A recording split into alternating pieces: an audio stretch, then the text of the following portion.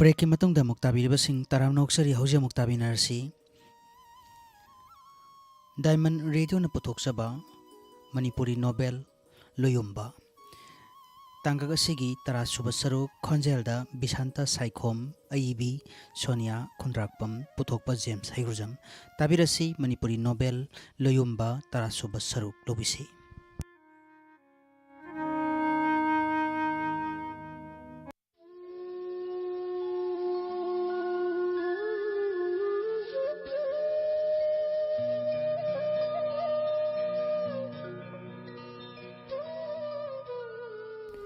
Ibisana luhungkraba matung asida nungsithoi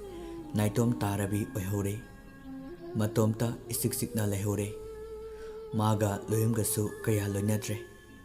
thabak inkhang ama chappedasu mathanda chatle karamdi tawni marai bakkini laina tamlakhrabani nungsithoina marup paisa thinba mathanda chachare tupak tuphai chalibigi matawdo yengbada nungaitre Somda Loiyumga tongpokana hangang patki awang sidaida hangang singsang napomgi kha oinana marjing laisangi mamangda mau jawraba uchan pambigi makhongda phaminaduna tamphaga harau tayamna nungai wari saminari phaminarambadagi tongpoka tamphagi mamanabi aduga achapot khara leirusi haiduna gari macha ama tonglaga hangang thongjau maikai tamna chapminakre lambenda tongpoki mamanaba ama yu puduna chatlami mahakna tongpokta hairaki hai tongpo nangdi gadai chatluriba koiba chatlurini ado nangna yu aduk yamna purido kadi lege nakhoi lekaigi nuksitoi haine madui nupido sanamatum khoina chingni asauna longni haibra kainoma haine adugi party gi purine Nangsu ngauthorosi lao kaino harisibo mokhoibu kadaida lehoge makha thangba oktak sangda lehowe hayamlaga chatki chalamo ai lake haikhraga tongpokna gari do yangna thauraduna loyum khoigi manakta chatkirami loyumda pawdo tamle tapthadre loyumna tamphabu hankhro hairamlaga tongpoka makhoi ani gari aduda tongminaraga thaukhre Tamphasu mamanibi aduga ipa pakatna hanminaki chatna tamphana khali aibu pulista tausira amuksu khali nupi amagi mingchat thidoini wa lawba yabasunate makhoigi ayaba yaudabani aini ining tawrubadi farak tarani hairamba afam aduda adum lerami mamanaba mayamdo ikoina faminaduna yu thaklaga harau minarami makhoi anina sangkhibada mamanaba mayam aduna taramna oklammi makhoi ani wa amata ngangdana lautang sang manungda sangsinki nuksithoi kaptuna masa tasillaga famduna leirami sanamatumna wazau ngangduna leiri oi jagoi sabi nang aina fajana hairingai sida yaw aigi khong pairaga lale haijo nangna miyama mangda aibu lale hain khibadugi lamanni khanguna natrabade aina torokpa thabukta nang kaya nungairoi nuksithoina hagul aga loyumgi matungda locharami tongpokna kaino nangna taurise hairaga sanamatungi mamaida kupakna setlawna thajili sanamatung mamit tandan pai tarang chatli Mamanaba ani chensilaga tongpoki makutto farami sanamatumna tongpokta mamit khana inglai sanamatumse ngasidi yu ngawbanina mathong maram khangde nisagi mayaina mamanabagi mamai yengkhidre changsilaga nungsitagi khujengda pairaga chingba horai loyumna sanamatumgi mamai aduda safukana thinjinki sanamatum mukok ngawduna haitharai Asauna chensilaga sanamatumbu ngaklami makhoi mayam khut lingduna leirambanina tongpok amasung loyumbu thina phubirami nungsithoina kapladuna koilau laurami magi khonjel tabadagi adwaida thabak suramba mising chensinnarai ꯃꯤꯌꯥꯝꯗꯨꯅ ꯅꯈꯣꯏꯅ ꯇꯧꯔꯤꯁꯤ ꯀꯔꯤꯅꯣ ꯍꯪꯂꯛꯏ꯫ ꯁꯅꯥꯃꯇꯨꯝꯅ ꯃꯤꯌꯥꯝ ꯑꯗꯨꯗ ꯍꯥꯏꯔꯛꯈꯤ, ꯅꯨꯡꯁꯤꯇꯣꯏ ꯍꯥꯏꯕꯤꯁꯤꯒ ꯂꯣꯌꯨꯝ ꯍꯥꯏꯔꯤꯕ ꯅꯤꯄꯥ ꯑꯁꯤꯒ ꯐꯤꯕꯝ ꯆꯥꯗꯅ ꯂꯩꯃꯤꯟꯅꯔꯝꯃꯦ꯫ ꯃꯈꯣꯏ ꯑꯅꯤꯁꯦ ꯀꯩꯅꯥ ꯀꯠꯊꯣꯛꯄꯤꯔꯁꯤ꯫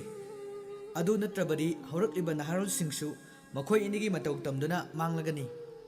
ꯇꯣꯝꯄꯣꯛꯅ ꯃꯤꯌꯥꯝ ꯑꯗꯨꯗ ꯑꯁꯦꯡꯕ ꯍꯥꯏꯖꯩ꯫ ꯑꯗꯨꯋꯥꯏꯗ ꯂꯩꯔꯝꯕꯤ ꯅꯨꯄꯤ ꯑꯅꯤ ꯑꯍꯨꯝꯗ ꯑꯆꯧꯅ ꯄꯩꯁꯥ ꯄꯤꯔꯒ ꯅꯤꯄꯥ ꯅꯨꯄꯤ ꯑꯅꯤꯁꯦ ꯑꯁꯥꯏ ꯑꯌꯨꯛꯇꯒꯤ ꯂꯧꯇꯥꯡꯁꯪ ꯑꯁꯤꯗ ꯂꯩꯔꯛꯂꯕꯅꯤ ꯈꯨꯝꯃꯨ ꯍꯥꯏꯅ ꯁꯤꯛꯆꯤꯟꯕꯗꯒꯤ ꯏꯟꯁꯤꯟꯗꯨꯅ ꯈꯨꯝꯂꯛꯈ꯭ꯔꯕꯗ ꯇꯣꯝꯄꯣꯛꯀꯤ ꯋꯥꯗꯣ ꯀꯅꯥꯅꯁꯨ ꯂꯧꯕꯤꯈꯤꯗ꯭ꯔꯦ꯫ ꯁꯦꯜ ꯆꯥꯔꯕꯤ ꯅꯨꯄꯤꯁꯤꯡꯗꯨꯅ ꯑꯣꯏꯗ ꯄꯥꯗꯕ ꯃꯌꯥꯝ ꯑꯃ ꯉꯥꯡꯁꯤꯟꯗꯨꯅ ꯑꯅꯛꯄꯗ ꯇꯥꯕ ꯌꯨꯝꯁꯤꯡꯗꯒꯤ ꯂꯥꯛꯄ ꯃꯤꯑꯣꯏꯁꯤꯡꯒ ꯄꯨꯜꯂꯒ ꯃꯈꯣꯏ ꯑꯅꯤꯕꯨ ꯅꯝꯗꯨꯅ ꯀꯩꯅꯥ ꯀꯠꯄꯤꯔꯦ꯫ ꯂꯩꯁꯥꯕꯤ ꯄꯥꯈꯪꯅꯤ ꯅꯨꯡꯉꯥꯏꯇꯦ ꯍꯥꯏꯗꯨꯅ ꯀꯨꯟꯗꯣ ꯄꯣꯔꯦꯡ ꯂꯦꯡꯂꯒ ꯍꯨꯛꯅꯍꯟꯈꯤ꯫ ꯃꯌꯨꯝꯒꯤ ꯑꯍꯜ ꯂꯃꯟꯁꯤꯡꯗ ꯄꯥꯎ ꯄꯤꯔꯒ ꯁꯤꯟꯅꯁꯤ ꯍꯥꯏꯗꯨꯅ ꯀꯣꯏꯔꯥꯡ ꯂꯥꯡꯅꯔꯝꯃꯤ꯫ ꯂꯣꯌꯨꯝꯒꯤ ꯃꯌꯨꯝꯗ ꯃꯃꯥꯅ ꯃꯆꯥꯒꯤ ꯀꯥꯗꯣ ꯆꯥꯏꯃꯜꯂꯤ ꯍꯥꯏꯗꯨꯅ ꯁꯦꯡꯗꯣꯛꯄꯤꯔꯤ꯫ ꯃꯃꯥꯒꯤ ꯃꯤꯠ ꯆꯣꯡꯂꯛꯏ꯫ ꯈꯜꯂꯤ, ꯀꯔꯤꯕꯨ ꯊꯣꯛꯂꯒꯗꯧꯔꯤꯕ? ꯏꯆꯥꯗꯨꯅ ꯀꯗꯥꯏꯗ ꯆꯠꯂꯝꯒꯗꯒꯦ? ꯆꯩꯔꯛ ꯑꯁꯤꯗ ꯃꯤꯔꯥꯡ ꯀꯟꯊꯔꯨꯕꯗ ꯑꯋꯥꯡꯕ ꯔꯦꯛ ꯑꯗꯨꯗꯒꯤ ꯂꯥꯏꯔꯤꯛ ꯈꯔ ꯅꯤꯡꯈꯥꯏꯗꯨꯅ ꯇꯥꯔꯛꯏ꯫ ꯑꯇꯥꯕ ꯂꯥꯏꯔꯤꯛꯁꯤꯡꯗꯣ ꯈꯨꯝꯒꯠꯄꯗ ꯑꯌꯦꯛꯄ ꯂꯥꯏ ꯑꯃ ꯊꯦꯡꯅꯔꯦ꯫ ꯂꯥꯏꯗꯨ ꯌꯦꯡꯉꯨꯕꯗ ꯋꯥꯍꯩ ꯈꯔ ꯏꯔꯝꯂꯤꯕꯗꯣ ꯄꯥꯔꯨꯔꯦ꯫ ꯏꯔꯣꯏ ꯂꯣꯏꯕꯗ ꯌꯥꯎꯔꯝꯂꯤꯕ ꯋꯥꯍꯩꯁꯤꯡ: ꯑꯩꯒꯤ ꯊꯋꯥꯏꯗꯒꯤꯁꯨ ꯍꯦꯟꯅ ꯅꯨꯡꯁꯤꯔꯕꯤ ꯅꯨꯡꯁꯤꯊꯣꯏ꯫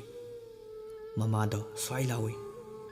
ꯈꯣꯡꯗꯒꯤꯅ ꯇꯣꯟ ꯐꯥꯎꯕ ꯇꯨ ꯆꯨꯡꯈꯤ꯫ ꯂꯩꯃꯥꯏꯗ ꯐꯝꯊꯔꯦ꯫ ꯁꯣꯔ ꯁꯥꯡꯅ ꯍꯣꯟꯗꯣꯛꯏ꯫ ꯀꯔꯝꯅꯣ ꯇꯧꯔꯤꯁꯤꯗꯤ?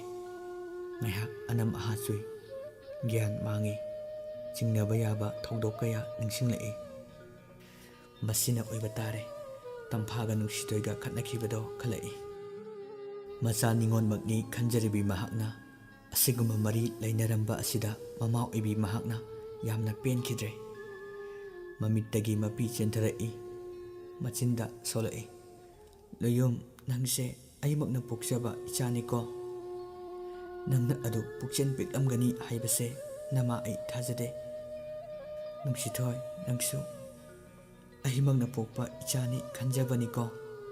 ꯅꯈꯣꯏ ꯑꯅꯤꯅ ꯇꯧꯔꯤꯕ ꯑꯁꯤꯗꯤ ꯃꯤꯒꯤ ꯂꯝꯆꯠ ꯅꯠꯇꯦ꯫ ꯀꯔꯤꯅꯣ ꯑꯩꯅ ꯍꯧꯖꯤꯛ ꯇꯧꯗꯣꯏꯁꯤꯕꯣ? ꯅꯣꯡꯃꯗꯤ ꯂꯩꯀꯥꯏꯁꯤꯒꯤ ꯃꯃꯥꯡꯗ ꯏꯃꯥꯏꯁꯦ ꯏꯀꯥꯏ ꯐꯤꯔꯨꯞ ꯈꯨꯝꯂꯒꯅꯤ꯫ ꯃꯃꯥꯅ ꯉꯥꯎꯔꯤꯉꯩ ꯁꯛꯍꯦꯟ ꯆꯪꯂꯛꯏ꯫ ꯃꯃꯥꯒꯤ ꯃꯇꯧ ꯎꯕꯗ ꯁꯛꯍꯦꯟꯅ ꯄꯥꯈꯠꯅ ꯐꯝꯊꯔꯒ ꯍꯪꯂꯛꯏ, ꯏꯃꯥ, ꯀꯩꯗꯧꯔꯒꯦ? ꯃꯃꯥꯅ ꯈꯨꯝꯂꯛꯏ, ꯌꯦꯡꯉꯨꯅꯦ ꯁꯛꯍꯦꯟ, ꯑꯌꯦꯛꯄ ꯂꯥꯏꯁꯦ꯫ ꯏꯃꯥꯅꯗꯤ ꯅꯪꯁꯨ ꯅꯆꯦꯁꯨ ꯏꯆꯥꯃꯛꯅꯤ ꯈꯟꯖꯔꯤꯕꯅꯤ꯫ ꯑꯗꯨꯒ ꯃꯈꯣꯏ ꯑꯅꯤꯅ ꯆꯠꯂꯤꯕ ꯁꯥꯖꯠ ꯑꯁꯤꯗꯤ ꯁꯥꯒꯤ ꯂꯝꯆꯠꯅꯤ꯫ ꯄꯥꯎ, ꯂꯥꯏ ꯑꯗꯨꯒꯤ ꯃꯈꯥꯗ ꯏꯔꯤꯕ ꯋꯥꯍꯩꯁꯤꯡꯗꯣ꯫ ꯁꯛꯍꯦꯟ ꯋꯥ ꯉꯥꯡꯗꯦ꯫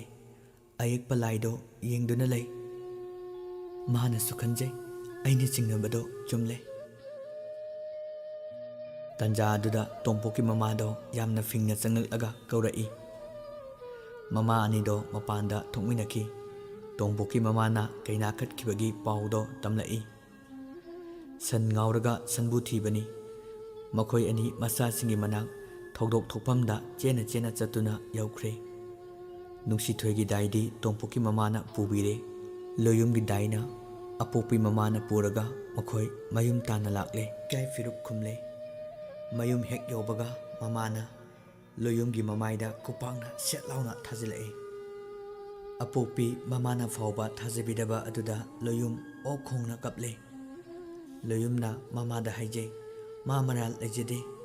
ꯅꯨꯡꯁꯤꯊꯣꯏꯕꯨ ꯃꯆꯟꯃꯛꯅꯤ ꯈꯜꯂꯤ꯫ ꯃꯃꯥꯅ ꯑꯌꯦꯛꯄ ꯂꯥꯏꯗꯣ ꯄꯨꯊꯣꯛꯂꯒ ꯎꯠꯂꯗꯨꯅ ꯍꯥꯏꯔꯛꯏ, ꯁꯤ ꯀꯩꯅꯣ? ꯍꯥ? ꯅꯃꯥ ꯑꯩꯉꯣꯟꯗ ꯃꯤꯅꯝꯕ? ꯅꯆꯟꯃꯛꯅꯤ ꯈꯟꯕꯗꯅ ꯏꯔꯤꯕ ꯋꯥꯍꯩꯁꯤꯡꯁꯦ? ꯉꯁꯤꯗꯒꯤ ꯏꯃꯨꯡ ꯑꯅꯤꯒꯤ ꯃꯔꯤꯁꯨ ꯇꯠꯅꯔꯕꯅꯤ꯫ ꯍꯌꯦꯡꯃꯛ ꯁꯝꯕꯜ ꯈꯥꯒꯅꯤ꯫ ꯃꯃꯥꯗꯣ ꯁꯥꯎꯅ ꯆꯠꯈꯤ꯫ ꯂꯣꯌꯨꯝꯅ ꯀꯞꯇꯨꯅ ꯂꯩꯍꯧꯏ꯫ ꯅꯨꯡꯁꯤꯊꯣꯏ ꯃꯔꯥꯜ ꯂꯩꯇꯦ ꯍꯥꯏꯕꯁꯦ ꯇꯣꯝꯄꯣꯛꯅ ꯁꯥꯈꯤ ꯑꯣꯏꯗꯨꯅ ꯃꯤ ꯑꯌꯥꯝꯕ ꯈꯪꯅꯔꯛꯂꯦ꯫ ꯃꯁꯤ ꯁꯅꯥꯃꯇꯨꯝꯒꯤ ꯃꯃꯥꯁꯨ ꯈꯪꯂꯝꯃꯤ꯫ Sanamatumda mamana seri Nuksithoise apopi mamasu masak khangjahꯧdabani maraibaksu thirabani wahabagisu pandol lomjarabi asuk tona lejabi mabu karigino nangna aduk yamna mahangna basilibasibo nupigi punsidi yamna lubani bungo mabu kanana macha mamo oiningani haina mamado kablai asi yauna wa thongnarakani khanta haudana tawruba thabak adugi sanamatumdo mathanta masana masabu ninda tawjarami thokliba thawdo ado araiba natte aduna hayengdi wa ngangnagadauri miyamna ningfung ngangnaba hore tasengna nuksithoiga loyumga maral leiramlabadi makhoi ani launa halaga makhoigi imung animaki mi singbu laikai tanthokhigadawbani karigumba makhoi anina maral leiramdaba thoklabadi asuk chawba maral sijin biduna ikai firup khuman bideba maral leiba miyoi singdo matik chaba cherak pigadabani maral leiba miyoi singdubu matik chaba cherak pigadabani asumna tahogdrabadi tungda horokliba angang singna matau tamnaraktuna laikai khunai ase manglaknaba lambi yatpa tarakani pau sing ase tarakpadagi wanglen sanaga kuberga wa khanaki niyam chumna wayendabasu yaroidauri wayen gadawriba wanglen sana miyamna yaba misak oidabasu yaroidauribani maramdi mahak bot lepkadauri Nuksithoiga Loiyumga maral sirige hairebasu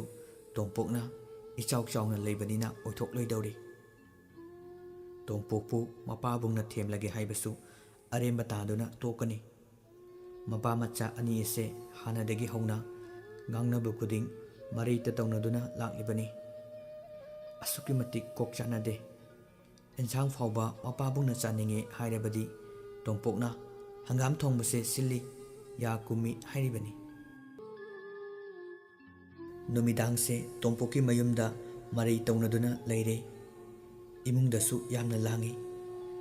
tongpokna hari maral leiraba sanamatum matik chaba charak piyu mapabungna hairibana kubergi mai yengo wafamse piksinaba tauksi yetnabada laikhai taba ngamdre ahing fana thenglaba fawba tongpok tumde ungduna leirammi Nuksithoi maral lejede haibasima khangle Nuksithoise magidi mathoidagi suhena nuksijabani nungsi haina phongdokpadi lairadana mamitna fawba kana yengba ngamdringai mipattagi langda takibana tongpokti lepna kanglaba upando mangaire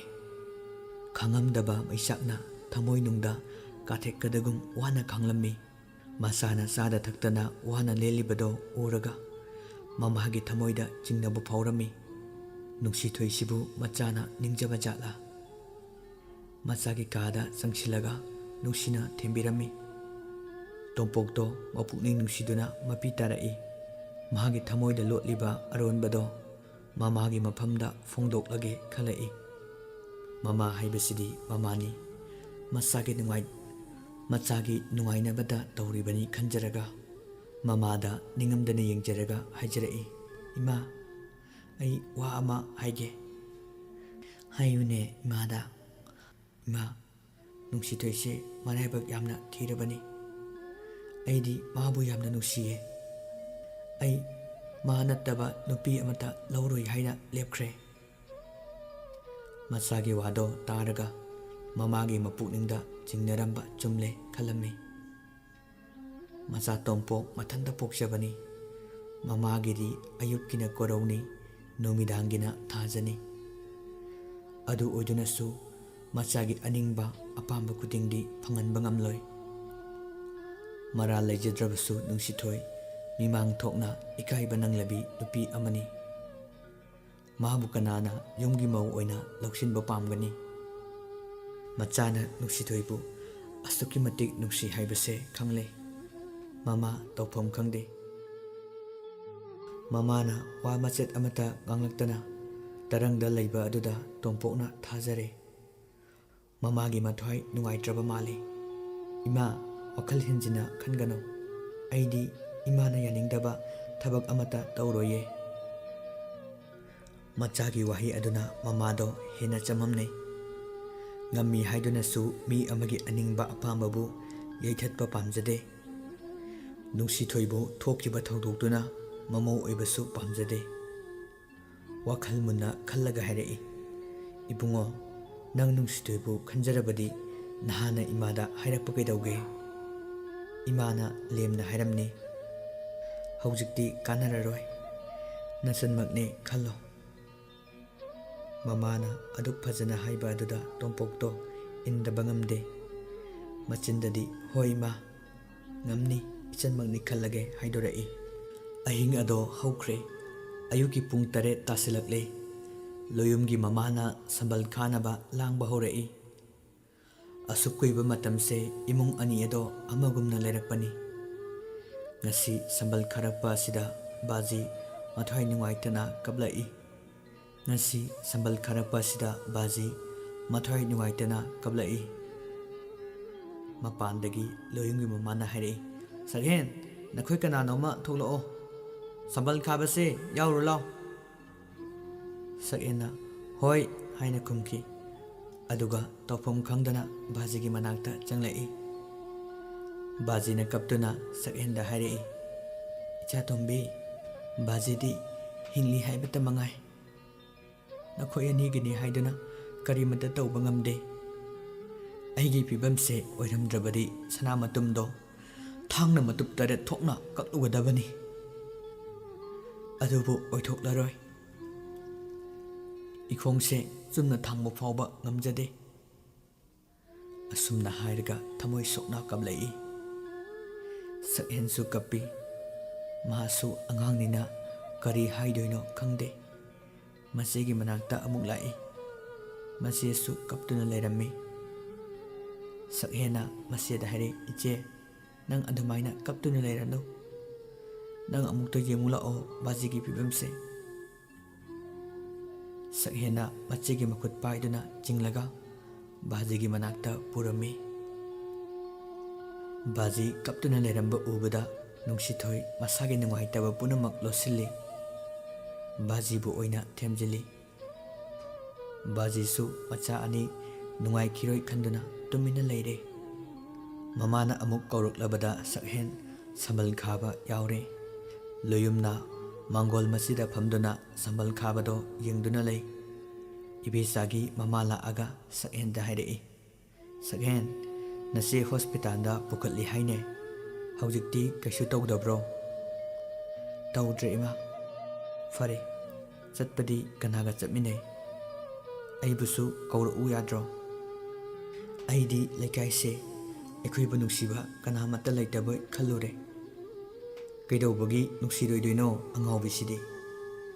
Nakhoina lande haiba mayam loina khange. Ibisagi mamasu wari sana sana sambal khaba yaurai. Mamangi laikongi saruk asidi singare pambise yantatrabadi sambal khabase parak tadaure. Singare pambise Loiyumbu pokpiramba mapabungna yamna pamjana thajarambani. Aduna yanba adudi nungaitaduna laikolgi saruksing sambal khadre. Tawriba mayamse ubada Loiyum sauningmasum hengalai. Nungsithoi masangamde haiba taraga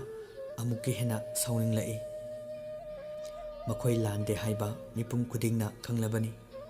Aduga tumina leisinba. Lairaba migidi kanasu leijade. Kanagumba michang sanga chawba imungda thokpa oirabadi tumina leisiloi. Masi khalluraga Loiyum asawbagi pankhai leitre. Loiyumna mangolda ngaraga leiba singjang ado tap pairaga sauna thokhi. Mamit I kana makutta singjang pairaga fingna thangba khongthangda Loiyumna chatkibado ubada miyamna haina hui. Loiyumse kadaida chatlino? Loiyum sanamatumgi mayum yaurai. Konthongda leplaga yenglami. Sanamatumdo mangolda fak ama tharaga hiptuna leiri. Geta thinbagi dong lauba makhol ama tarai. Karino haiduna yangtholakpada khangfrek khangi. Singjang pairaga Loiyumna leiribada ubada ꯌꯥꯝꯅ ꯎꯁꯤꯠꯇꯅ ꯂꯥꯎꯁꯤꯜꯂꯤ꯫ ꯀꯅꯥꯅꯣ ꯒꯦꯠꯇ ꯂꯦꯞꯂꯤꯗꯣ? ꯂꯣꯌꯨꯝ ꯁꯤꯡꯖꯪ ꯊꯥꯡꯒꯠꯂꯒ ꯆꯦꯟꯁꯤꯜꯂꯛꯏ꯫ ꯂꯣꯌꯨꯝꯅ ꯂꯥꯎꯔꯝꯃꯤ, ꯅꯪ ꯑꯩꯅ ꯂꯦꯝꯅ ꯊꯥꯒꯅꯤ ꯈꯟꯕ꯭ꯔꯥ? ꯂꯩꯔꯝꯃꯨ ꯈꯪꯒꯅꯤ꯫ ꯁꯅꯥꯃꯇꯨꯝ ꯏꯃꯨꯡꯗ ꯆꯦꯟꯁꯤꯟꯈ꯭ꯔꯒ ꯊꯣꯡ ꯂꯣꯟꯁꯤꯟꯈꯤ꯫ ꯂꯣꯌꯨꯝꯅ ꯆꯪꯁꯤꯜꯂꯒ ꯊꯣꯡ ꯑꯗꯨꯗ ꯁꯤꯡꯖꯪꯅ ꯌꯥꯟꯈꯥꯏꯔꯛꯏ꯫ ꯁꯅꯥꯃꯇꯨꯝꯗꯣ ꯃꯤꯔꯛ ꯅꯥꯔꯛ ꯌꯦꯡꯂꯒ ꯃꯅꯤꯡ ꯊꯣꯡꯗꯒꯤ ꯊꯣꯔꯛꯂꯒ ꯂꯝꯕꯤ ꯇꯥꯗꯨꯅ ꯆꯦꯟꯈꯤ꯫ ꯃꯃꯥꯒ ꯆꯪꯃꯤꯟꯅꯔꯛꯄꯤ ꯃꯆꯟꯅꯨꯄꯤ ꯑꯄꯤꯛꯄ ꯑꯗꯨꯅ ꯃꯕꯨꯡꯗꯣ ꯃꯊ꯭ꯋꯥꯏ ꯍꯤꯡꯅꯕ ꯆꯦꯜꯂꯤꯕꯅꯤ ꯍꯥꯏꯕꯗꯨꯗꯤ ꯈꯪꯖꯗꯕꯅꯤꯅ ꯀꯟꯅ ꯀꯟꯅ ꯀꯧꯈꯤ꯫ ꯇꯥꯃꯣ, ꯅꯪ ꯀꯗꯥꯏꯗ ꯆꯠꯂꯤꯅꯣ? ꯏꯃꯥꯅ ꯃꯄꯥꯟ ꯊꯣꯛꯈꯤꯅꯨ ꯍꯥꯏꯔꯒ꯫ ꯃꯆꯟꯅꯨꯄꯤꯅ ꯂꯥꯎꯕ ꯇꯥꯕꯗꯒꯤ ꯁꯅꯥꯃꯇꯨꯝ ꯆꯦꯟꯈ꯭ꯔꯦ ꯍꯥꯏꯕ ꯈꯪꯂꯗꯨꯅ ꯂꯣꯌꯨꯝ ꯆꯦꯟꯊꯣꯔꯛꯂꯦ꯫ ꯁꯅꯥꯃꯇꯨꯝꯅ ꯆꯦꯟꯈꯤꯕꯗꯣ ꯇꯥꯟꯅꯈ꯭ꯔꯦ꯫ ꯄꯥꯈꯠꯆꯔꯤꯕꯤ ꯃꯃꯥ ꯑꯗꯨꯅ, ꯂꯩꯀꯥꯏ ꯂꯩꯀꯥꯏ ꯀꯅꯥ ꯀꯅꯥ ꯂꯩꯒꯦ? ꯃꯤ ꯍꯥꯠꯂꯦ, ꯃꯤ ꯍꯥꯠꯂꯦ ꯍꯥꯏꯅ ꯀꯣꯏꯂꯥꯎ ꯀꯣꯏꯂꯥꯎ ꯂꯥꯎꯔꯝꯃꯤ꯫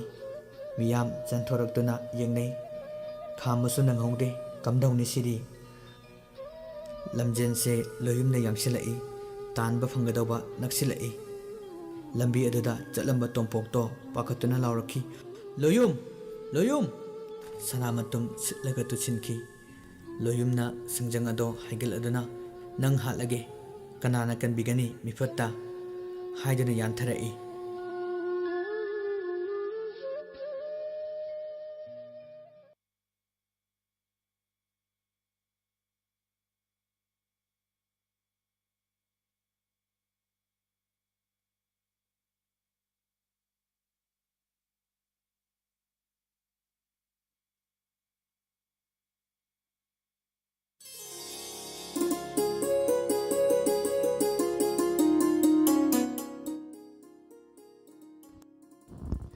ꯍꯧꯖꯤꯛ ꯑꯗꯣꯝꯅ ꯇꯥꯕꯤꯈ꯭ꯔꯦ ꯃꯅꯤꯄꯨꯔꯤ ꯅꯣꯕꯦꯜ ꯂꯣꯌꯨꯝꯕ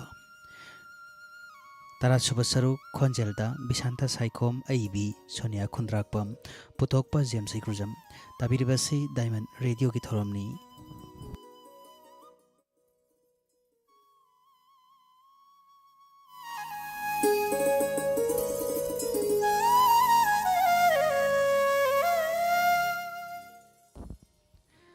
ꯍꯧꯖꯤꯛ ꯑꯃꯨꯛ ꯇꯥꯃꯤꯟꯅꯁꯤ ꯀ꯭ꯔꯥꯏꯝ ꯔꯤꯄꯣꯔꯠꯁ ꯆꯅꯤꯒ ꯅꯤꯐꯨꯒ ꯍꯨꯝꯗꯣꯏ ꯁꯨꯕ ꯇꯥꯡꯀꯛ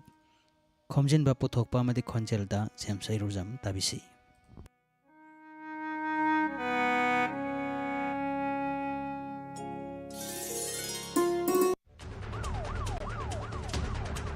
ꯑꯍꯥꯟꯕꯃꯛꯇꯗ ꯗꯥꯏꯃꯟ ꯔꯦꯗꯤꯑꯣ ꯆꯦꯅꯦꯜꯒꯤ ꯀ꯭ꯔꯥꯏꯝ ꯔꯤꯄꯣꯔꯠꯁ ꯊꯧꯔꯝ ꯑꯁꯤꯕꯨ ꯇꯥꯕꯤꯔꯤꯕꯁꯤꯡꯕꯨ ꯖꯦꯝꯁ ꯁꯩꯀ꯭ꯔꯨꯖꯝꯅ ꯇꯔꯥꯝꯅꯣꯛꯆꯕꯒ ꯂꯣꯏꯅꯅ ꯏꯀꯣꯛꯅꯣꯅ ꯈꯨꯔꯨꯝꯖꯔꯤ꯫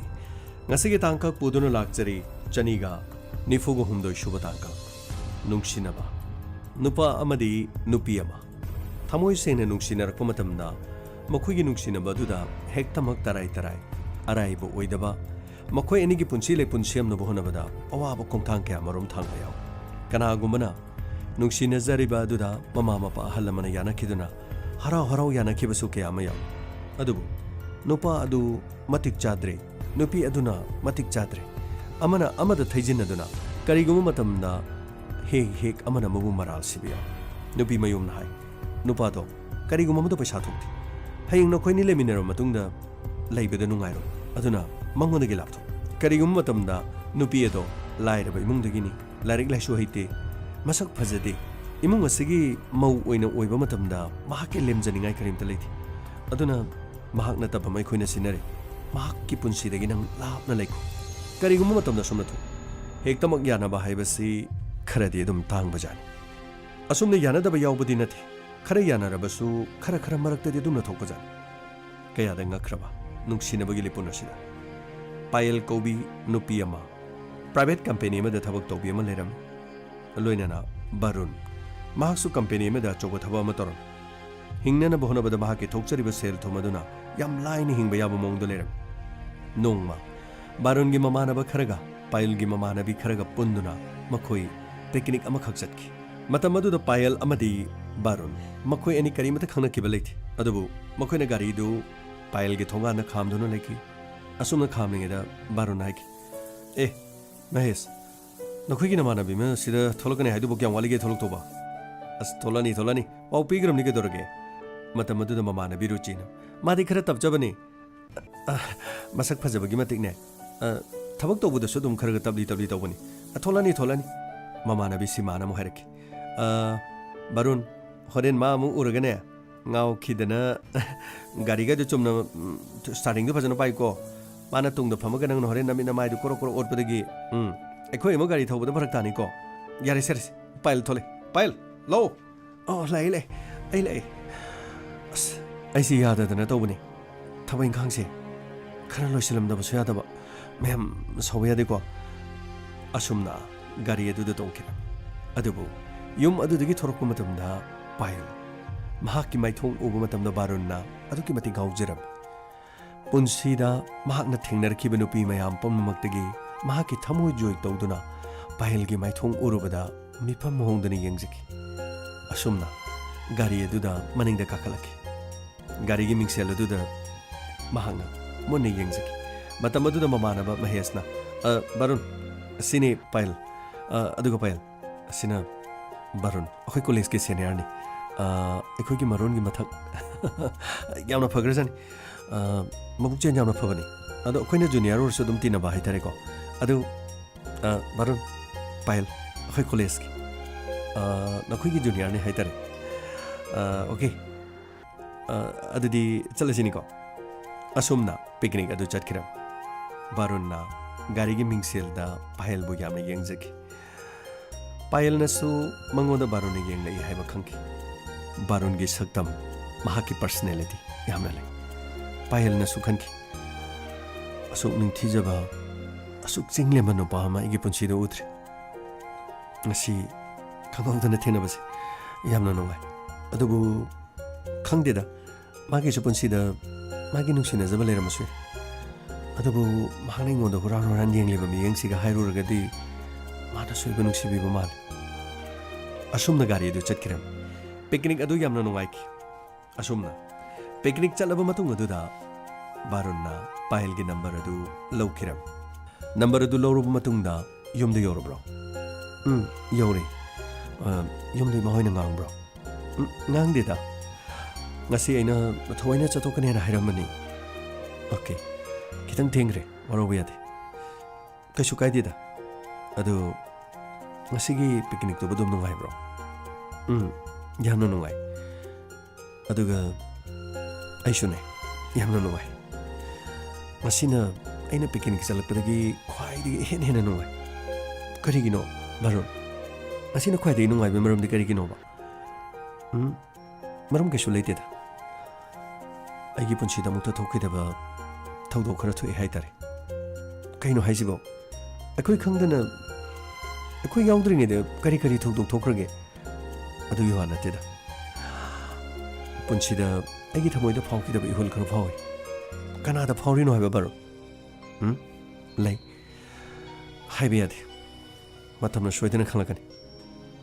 ꯑꯦꯅꯤꯋꯦ ꯊꯦꯡꯉꯦ ꯄꯣꯊꯥꯅꯕ ꯇꯧꯔꯣ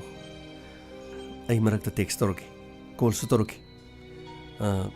ꯑꯀꯥꯏꯕ ꯂꯩꯒꯗ꯭ꯔꯣ ꯀꯩꯁꯨ ꯂꯩꯇꯦꯗ ꯃꯇꯝꯕꯨ ꯁꯪꯒꯗ꯭ꯔꯅꯤ ꯀꯔꯤꯒꯤ ꯁꯪꯉꯣꯏꯗꯣꯏꯅꯣ ꯉꯁꯤ ꯈꯛꯇ ꯈꯪꯅꯕꯅꯤ ꯁꯤꯗꯒꯤ ꯍꯦꯟꯅ ꯑꯩꯅ ꯐꯣꯟ ꯇꯧꯃꯟꯗꯅ ꯇꯥꯅꯤꯡꯗ꯭ꯔꯦꯅ ꯍꯥꯏꯔꯛꯄ꯭ꯔꯁꯨ ꯈꯪꯗꯦꯗ ꯑꯗꯨꯒꯤ ꯋꯥ ꯅꯠꯇꯦꯗ ꯅꯍꯥꯛꯀꯤ ꯑꯐꯕ ꯊꯕꯛ ꯑꯃꯁꯨ ꯇꯧꯔꯦ ꯑꯗꯨꯒ ꯑꯩꯈꯣꯏꯗ ꯃꯦꯁꯦꯖ ꯊꯥꯕ ꯐꯣꯟ ꯇꯧꯕ ꯅꯪꯒꯗ꯭ꯔꯥ ꯍꯥꯏꯅ ꯈꯟꯕꯩ ꯋꯥꯅꯤ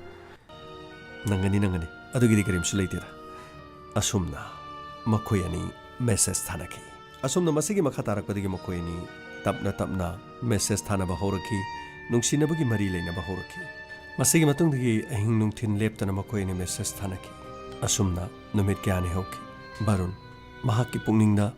ꯅꯨꯡꯁꯤ ꯍꯥꯏꯅ ꯐꯣꯡꯗꯣꯛꯄ ꯉꯝꯖꯗꯕ ꯑꯗꯨꯒꯤꯗꯃꯛ ꯑꯗꯨꯛꯀꯤ ꯃꯇꯤꯛ ꯋꯥꯖꯔꯝꯃꯤ ꯃꯁꯤꯒꯤ ꯃꯇꯨꯡꯗ ꯅꯣꯡꯃ ꯈꯪꯍꯧꯗꯅ ꯃꯦꯁꯦꯖ ꯊꯥꯈꯤ ꯄꯥꯌꯜ ꯄꯥꯈꯠꯀꯅꯨ ꯑꯩꯅ ꯉꯁꯤ ꯅꯪꯒꯤ ꯅꯐꯝꯗ ꯐꯣꯡꯗꯣꯛꯂꯤꯕꯁꯦ ꯑꯩꯒꯤ ꯄꯨꯛꯅꯤꯡꯒꯤ ꯑꯣꯏꯕ ꯑꯁꯦꯡꯕ ꯋꯥꯐꯝ ꯑꯗꯨꯅꯤ ꯑꯩ ꯅꯪꯕꯨ ꯇꯁꯦꯡꯅ ꯅꯨꯡꯁꯤ ꯊꯥꯖꯗꯕ ꯇꯧꯒꯅꯨ ꯑꯩꯅ ꯍꯥꯏꯔꯤꯕꯁꯦ ꯑꯁꯦꯡꯕꯅꯤ ꯑꯩ ꯅꯪꯕు ꯅꯨꯡꯁꯤ ꯑꯥꯏ ꯂꯚ ꯌꯨ ꯑꯍꯥꯟꯕ ꯎꯕꯃꯛꯇꯗ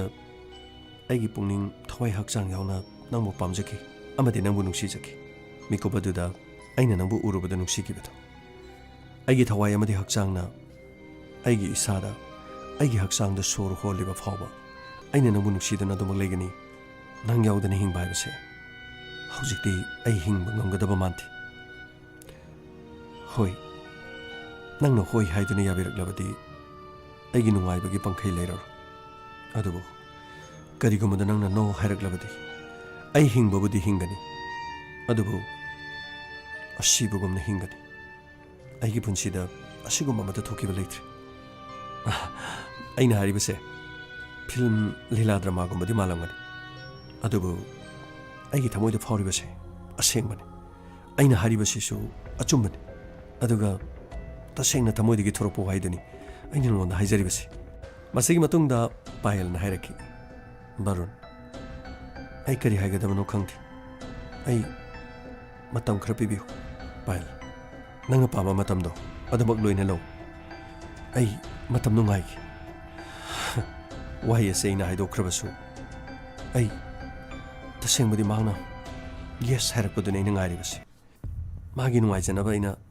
ꯍꯥꯏꯖꯤꯟꯈꯤꯕ ꯑꯣꯏꯔꯕꯁꯨ ꯑꯩꯅ ꯃꯉꯣꯟꯗ ꯃꯇꯝ ꯁꯥꯡꯅ ꯄꯤꯕꯗꯨꯗꯤ ꯑꯩꯒꯤ ꯊꯃꯣꯏꯅꯗꯤ ꯄꯥꯝꯈꯤꯗꯦ ꯑꯩ ꯉꯥꯏꯕ ꯉꯝꯗꯦ ꯃꯍꯥꯛꯅ ꯌꯦꯁ ꯍꯥꯏꯔꯛꯄꯗꯨꯅꯤ ꯑꯩꯅ ꯉꯥꯏꯔꯤꯕ ꯑꯩꯅ ꯇꯥꯕ ꯄꯥꯝꯕꯁꯦ ꯌꯦꯁ ꯍꯥꯏꯕꯗꯨ ꯈꯛꯇꯅꯤ ꯑꯗꯨꯕꯨ ꯑꯩꯅ ꯈꯜꯂꯤꯕꯁꯤꯒꯨꯝꯅ ꯃꯍꯥꯛꯁꯨ ꯈꯟꯕꯖꯥꯠꯅꯤ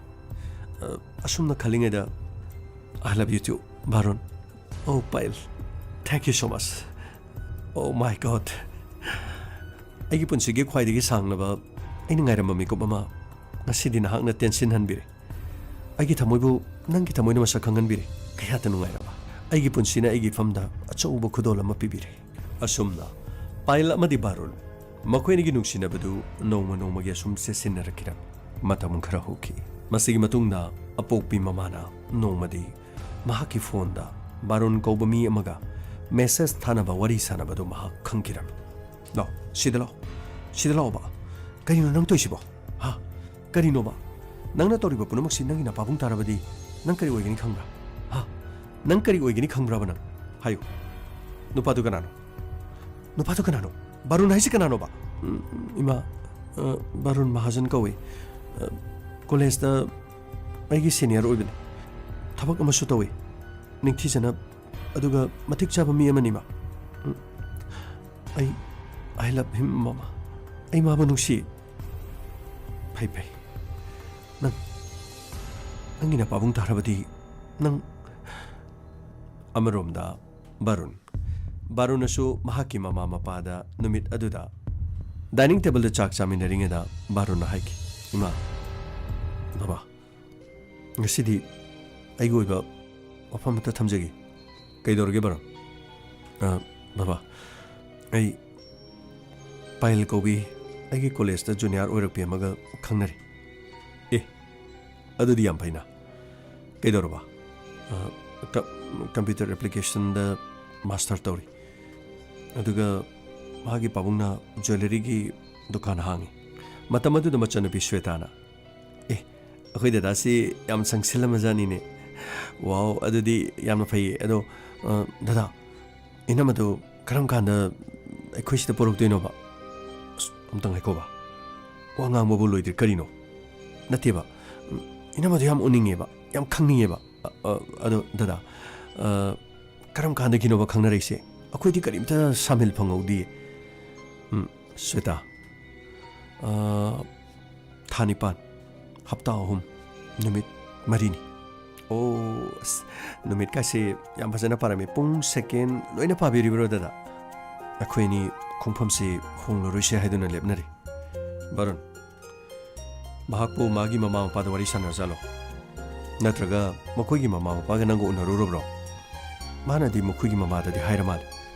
ꯑꯗꯨ ꯃꯥꯒꯤ ꯄꯥꯕꯨꯡꯗꯨ ꯈꯔ ꯀꯟꯖꯔꯕꯦꯇꯤꯕ ꯑꯣꯏꯕ ꯃꯥꯜꯂꯦ ꯃꯇꯝ ꯑꯗꯨꯗ ꯃꯃꯥꯅ ꯍꯥꯏꯔꯛꯈꯤ ꯅꯪꯅꯁꯨ ꯄꯥꯝꯖꯔꯕ ꯑꯗꯨꯒ ꯃꯥꯅꯁꯨ ꯌꯥꯔꯕ ꯑꯗꯨ ꯑꯣꯏꯔꯕꯗꯤ ꯑꯩꯈꯣꯏꯒꯤꯗꯤ ꯀꯔꯤꯒꯤꯗꯤ ꯅꯣ ꯍꯥꯏꯔꯨꯗꯣꯏꯅꯣ ꯏꯆꯥꯅ ꯄꯥꯝꯃꯗꯤ ꯂꯣꯏꯔꯦ ꯑꯗꯨꯕꯨ ꯃꯃꯥ ꯃꯄꯥꯅ ꯌꯥꯕ ꯍꯥꯏꯕꯁꯦ ꯃꯁꯤꯁꯨ ꯇꯉꯥꯏꯐꯗꯕꯅꯤ ꯅꯈꯣꯏ ꯑꯅꯤ ꯈꯛꯇ ꯌꯥꯅꯕꯗꯨꯅ ꯌꯥꯗꯦ ꯃꯈꯣꯏꯒꯤꯁꯨ ꯃꯃꯥ ꯃꯄꯥꯅ ꯌꯥꯕ ꯍꯥꯏꯕ ꯑꯃ ꯆꯪꯉꯤ ꯐꯔꯦꯅꯦ ꯗꯗꯥ ꯑꯗꯨ ꯏꯅꯝꯃꯗꯨ ꯀꯔꯝ ꯀꯥꯟꯗ ꯎꯅꯍꯟꯗꯣꯏꯅꯣꯕ ꯏꯃꯥꯒ ꯕꯕꯥꯒꯅ ꯌꯥꯔꯗꯤ ꯍꯌꯦꯡꯁꯤ ꯑꯩ ꯌꯨꯝꯁꯤꯗ ꯄꯨꯔꯛꯀꯦꯅ ꯈꯜꯂꯤ ꯑꯗꯨꯒ ꯍꯌꯦꯡ ꯄꯨꯔꯛꯄꯒ ꯃꯌꯥꯝꯒ ꯑꯝꯇ ꯁꯛ ꯈꯪ ꯃꯥꯏꯈꯪꯅꯍꯟꯕ ꯌꯥꯏꯅ ꯑꯗꯨꯗꯤ ꯄꯨꯔꯛꯑꯣ ꯁꯛꯈꯪ ꯃꯥꯏꯈꯪꯅꯕꯗ ꯀꯔꯤꯁꯨ ꯀꯥꯏꯕ ꯂꯩꯇꯦ ꯑꯃꯔꯣꯝꯗ Payal na mahaki mo paano pa Sahil yung wari sana. Sahil, ay karito ko daw no haiba khangti. Mathayam na sari. Kay dorgi che. Kari gida magtuno. Adugi bu matha sabang na bro. Ay ni imana wafam da hodo ure. Adubu imana wafam se kya hai na yad. Wafam si ay na igiming da library. Kuigi baba tarabadi. Ay ngonda thingba pirakani hai. Papa nang hauro roi hai. Makhudi kya na harang do mama. Che. Kari gino moine yaro do marum. Aduga Barun afaba mi man. Thabak su tore. Ise su private company ma da thabak tore satis. Adurabadi nakhoi ni personality mahi maseng hairaba. Aduga hingna na bohna bada nakhoi ni awat pa karisu leit. Kaido bagi yaro dino. Nangna khangmana the. Imana haibadine. Wafam si baba tarabadi afabu oiroi hai. O aduraga na to. Kaim kana ro. Adu yora dine. Imaga baba gana kaido wedi yaroi. Khangde Sahil. Aina su imada wafam si hairubadane. Imana yaningdabagi mong toy. Che. Nangna hana haidoi du garigino. Nangna hana haidoi do horendi babata tamkran. Babata tambadagidi nangi thabuk chatpasu yaroi. Aduga yumdagi mapan thokpa yaroi hairadi nang khamai toba. O lore. Wafam si do nangna imada yamna thune ta hairami sibu garigino ba. Haibena tiya Sahil. Khangkibane. Adu aina lolu dan kari kanan. Asing mo do haidoga matu da mayong na badun fatro. O adu di sedi waje gino hono baga chamane dana. Toro. Che nang normal. Sahil sikata nati. Pungkun marigi manung da barun ga tok na drabati. Madugi matung da gidi babada imana haido kani hai. Pare che. Adu di backup toro. Hojik di kaim kana fangaro. Hojik di kaim kana fangaro. Kaina bana faran. Adu ki bibam du yoro dine. Kaidong wedano khoi ni thungna roiba. Kaino na haido ba Sahil. Aigi puning khara thogar kadra support to gadra haraga nangsu khangi ba natro. Barun gi maramda. Aduga aigi maramda nangsu khangi ba natraba. Khangi mi che. Hauji nangi phibam se amna lure. Imana su yadraba. Aduga pungkun marigi manung di imana su mongodi laptho harido. Madu maram yam lerabani ma. Che. Nangi hoja matanga ra bo pa haraga di yuma se thadok tuna satkiba. Aduga mandir de lohonga gane. Court marriage on thokpa. Aduga lohong le habagi certificate paiba. Masina tanane. Ichege to palambi ma lero habase. Aina haribase. Ichena thajabi da badong. Hauji ichegi mangda taribase. Baba khangera natraga barun bu khangera. Anisi manungda ichena khanbado. Maduni hojik tangai phada boi ga doribase. Wafam asita bada Payal adu mangak chana duna leki. Numit asigi matungda Payal gi mungda call malaki. Hello. Shibu Rajendra gi yum aduga Payal gi mama Mohini gi number oibirabro. Mani kana oibirabano. Ai Barun gi mama ni. Mingna Devika Mahajan. Mohini Chanapa Baruna Payal gi maramda khoida loina tammi. Masa su yana jabaduga makhoi ani maksu hingna nanwagi damak thaba ingkhang chu tawjarabani na. Makhoi ani gi apama sida ningma thungan jai babu kariya kaiba lebagi. Aikhoidi nachano pido. Imau oibada karigumba yadaba mata leitre. Aikhoina mahabu yamna pamjai. Aikoi su khalamini. Ai amadi Barun gi mapaga loina na songi yumda laaga wafam singdu khana sira haiduna khalamini. Aikoi adom amadi Payal gi mapaga unajaba yagadro. Unabaki kari maram na haisibo. Tanja aduda Payal gi mapa Rajendra sangakhirami. Amadi mahaki gari driver aduna. Sab ai satpe yaradro. Satra dinang sida lera ke doge haino. Sida lera ke doge haino. Panisa ai thokcharugi. Moini kaino Payal gi maram dang sai nang no wakhra haine du karino. Ngasai phone do wari sarakudi Payal du go du tawre da tawre karino wa du mapumoina sat haide koi thoga nang na saira ngangi du karino Payal kari tawre habeno phone da haibe ya ba nati karigi phone da haibe ya da ba haibo bu karino kari wari no ba Payal ga luna tina ba marup amale kari marup karama marup no boyfriend ni Kari, boyfriend. Hoi. Payal na Barun haribaduga lohongba pami. ꯄꯥꯌꯜꯗꯤ ꯑꯩꯈꯣꯏ ꯈꯪꯗꯅ ꯅꯨꯄꯥ ꯃꯌꯨꯝꯗ ꯆꯠꯇꯨꯅ ꯃꯃꯥ ꯃꯄꯥꯒ ꯂꯣꯏ ꯎꯅꯔ ꯃꯥꯜꯂꯦ ꯀꯔꯤ ꯅꯆꯥꯅꯨꯄꯤꯅ ꯑꯩꯈꯣꯏ ꯈꯪꯗꯅ ꯌꯨꯝ ꯑꯁꯤꯗꯒꯤ ꯃꯊꯟꯇ ꯊꯣꯛꯈ꯭ꯔꯒ ꯅꯨꯄꯥ ꯃꯌꯨꯝꯗ ꯆꯠꯂꯒ ꯃꯅꯦꯝ ꯃꯀꯨ ꯑꯣꯏꯒꯗꯧꯔꯤꯕꯗꯨ ꯎꯅꯔꯨꯏ ꯍꯥꯏꯕ ꯃꯗꯨꯗ ꯅꯠꯇꯦ ꯃꯣꯏ ꯄꯥꯎ ꯕꯥꯔꯨꯟꯒꯤ ꯏꯃꯨꯡ ꯃꯅꯨꯡꯅ ꯑꯩꯈꯣꯏꯒꯁꯨ ꯎꯅꯕ ꯄꯥꯝꯃꯤ ꯉꯁꯤꯃꯛ ꯕꯥꯔꯨꯟꯒꯤ ꯃꯃꯥꯗꯣ ꯌꯨꯝ ꯑꯁꯤꯗ ꯀꯣꯜ ꯇꯧꯔꯝꯕꯅꯤ ꯃꯈꯣꯏ ꯌꯨꯝ ꯑꯁꯤꯗ ꯄꯥꯌꯜꯕꯨ ꯃꯃꯣꯏ ꯑꯣꯏꯅꯅꯕꯒꯤꯗꯃꯛ ꯍꯥꯏꯖꯕ ꯂꯥꯛꯀꯦ ꯍꯥꯏꯗꯨꯅꯁꯨ ꯍꯥꯏꯔꯛꯏ ꯁꯤꯒꯤ ꯊꯕꯛꯁꯤ ꯀꯌꯥꯝ ꯀꯨꯏꯔꯒꯦ ꯆꯠꯊꯕ ꯁꯤꯒꯤ ꯊꯕꯛꯁꯤ ꯅꯈꯣꯏ ꯆꯠꯊꯔꯛꯏꯁꯤꯕꯨ ꯀꯌꯥꯝ ꯀꯨꯏꯔꯒꯦꯕ ꯅꯆꯥꯅꯨꯄꯤ ꯀꯧꯔꯣ ꯄꯥꯌꯜ ꯄꯥꯌꯜ ꯇꯥꯔꯤꯕ꯭ꯔꯣ ꯂꯥꯛꯑꯣ ꯁꯤꯗ ꯅꯄꯥꯕꯨꯡꯅ ꯀꯧꯔꯤ ꯑꯝꯇ ꯂꯥꯛꯑꯣ ꯅꯃꯥꯅ ꯍꯥꯏꯁꯤ ꯆꯨꯝꯕ꯭ꯔꯣ ꯅꯃꯥꯅ ꯍꯥꯏꯁꯤ ꯆꯨꯝꯕ꯭ꯔꯣ ꯅꯆꯤꯟꯗꯨ ꯈꯨꯝꯃꯨꯅꯦ ꯍꯣꯏ ꯊꯥ ꯀꯌꯥ ꯁꯨꯔꯕ ꯊꯥ ꯀꯌꯥ ꯁꯨꯔꯒꯦ ꯃꯔꯤ ꯂꯩꯅꯔꯒꯤꯁꯦ ꯊꯥ 9 ꯁꯨꯔꯦ ꯋꯥꯍꯤꯅꯤ ꯑꯉꯥꯡꯁꯤꯗ ꯅꯪꯅ ꯑꯃꯟꯒꯤ ꯃꯇꯥꯡꯗ ꯍꯧꯗꯣꯛꯈ꯭ꯔꯕ꯭ꯔꯣ ꯑꯃꯟꯒꯤ ꯃꯇꯥꯡꯗ ꯃꯥꯒ ꯍꯥꯏꯅ ꯁꯤꯡꯅꯔꯦ ꯍꯥꯏꯕꯁꯤ ꯅꯪ ꯃꯉꯣꯟꯗ ꯍꯥꯏꯗ꯭ꯔꯤꯕꯒꯤ ꯃꯔꯝ ꯀꯔꯤꯒꯤꯅꯣ ꯑꯩꯅꯕꯨꯗꯤ ꯍꯥꯏꯈ꯭ꯔꯕꯅꯤ ꯃꯣꯏ ꯄꯥꯕꯨꯡ ꯕꯕꯥ ꯑꯩ ꯑꯃꯟꯗꯤ ꯊꯣꯏꯗꯣꯛꯅ ꯄꯥꯝꯗꯦ ꯑꯩ ꯕꯥꯔꯨꯟꯒ ꯄꯨꯟꯁꯤꯒꯤ ꯂꯩꯃꯤꯟꯅꯕ ꯄꯥꯝꯃꯤ ꯑꯩ ꯃꯥꯒ ꯂꯨꯍꯣꯡꯕ ꯄꯥꯝꯃꯤ ꯑꯃꯟ ꯍꯥꯏꯕꯗꯣ ꯃꯥꯁꯨ ꯐꯔꯝꯕ ꯌꯥꯏ ꯑꯗꯨꯕꯨ ꯑꯩꯗꯤ ꯕꯥꯔꯨꯟꯗꯒꯤ ꯍꯦꯟꯕ ꯀꯅꯥꯒꯨꯝꯕ ꯑꯃꯠꯇ ꯄꯥꯝꯗꯦ ꯅꯆꯤꯟ ꯊꯤꯒꯅꯨ ꯕꯕꯥ ꯆꯤꯟꯊꯛꯇ ꯀꯩꯁꯨ ꯈꯨꯝꯗꯅ ꯃꯁꯤ ꯄꯨꯝꯅꯃꯛꯁꯦ ꯃꯃꯥ ꯅꯪꯅ ꯊꯣꯛꯍꯜꯂꯤꯕꯅꯤ ꯑꯩꯅ ꯍꯥꯏꯗ꯭ꯔꯣ ꯅꯪꯒꯤ ꯅꯆꯥꯅꯨꯄꯤꯁꯤ ꯂꯝ ꯍꯦꯜꯂꯦ ꯅꯪꯒꯤ ꯅꯆꯥꯅꯨꯄꯤꯁꯤ ꯌꯨꯝꯗꯒꯤ ꯃꯊꯟꯇ ꯊꯣꯛꯏ ꯊꯕꯛ ꯆꯠꯂꯤ ꯑꯗꯨ खरा चिक्सिलु हाइद्रो ऐना नंगोंदा माबु खरा चिक्सिलु हाइद्रो करी थोगे करी थोगे उसे थोइदबा ऐगी चिंतकता अमन पामदे बारुन पामी गान ngasidige ऐगी अपामदा ऐगी अनिंगमदा नखोनी येलबदे फबोर नमाम चा नखोनी वातानगदब नखोइबु चावनु बियो लेसे ऐगी चिंतकता खुमनबा ऐगी अपामदा चन्न ननबा नते हबसे नखोइना खंगदबनी stupid थौदोगसी 2014 की सेप्टेम्बर द थोकिबा सिंगबा थौदोगमनी असुमना इमुंग अदुदा पायल यामना चिक्सिना थमकी थौदोगसी मतंगदा पायलना बारुन द तमकी बारुन हौजिती अखोइ मागा बाबागना वाफम से खंग्रबनीना यामना चिक्सिनख्रे बाबादो यामना सावे बारुन को अमगा ऐगा हाइना सिंगना ननबगीदमक सेम सादना हानादगी लै हाय अदुबु वाफम से ऐना करीमत खंगिथि ऐना ऐगी पुंसीदा बारुनदगी हेनबा लैति हाइकी अदुबु बाबाना ऐगी माइदे खुपांगना थादना फुकी पायल अदुगीदमक करीमत खलो ऐना नंगी तुंगदा लेपि ऐना हिंगलिबसे नंगीदमक्तने नंगी नतुनामा कनामतना सोमनि हारो नंगसु ऐसु अंगांग मचा नथिदरा ऐसु थबक अमा तौरे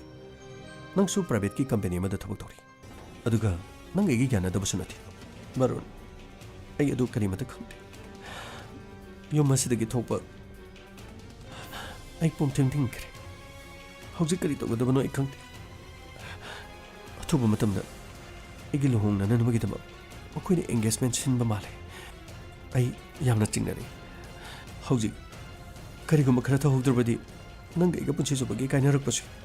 नो नो नथि पायल ऐ नारिसि ताबियो ऐगी पुंसीदगी नंगना लापथोखिबे यारो कनामतना मालेमदा लेरिबा मी मतना नंग ऐगी नुक्सिनबा मसिदगी कनामतना लापथोन मंगलोय ऐना हारिबसि थाचबियो नंग ऐगिनि ऐ नंगिनि अथुबा मतमदा करिनो सिनबा तक्सि बारुन करिनो हजिक सिनगदोरिसिबो करी लंबी लेरिगे पायल हजिक नंग ऐदे तोगदबसे हानबदा मंदिर दे चतुना लुहोंबा अदुगा मदुगी मतुंग कोर्ट मैरिज मसे आइना सु याबने नुपा नुपी अनीना मसागी लुहोंबगी चही सुरबा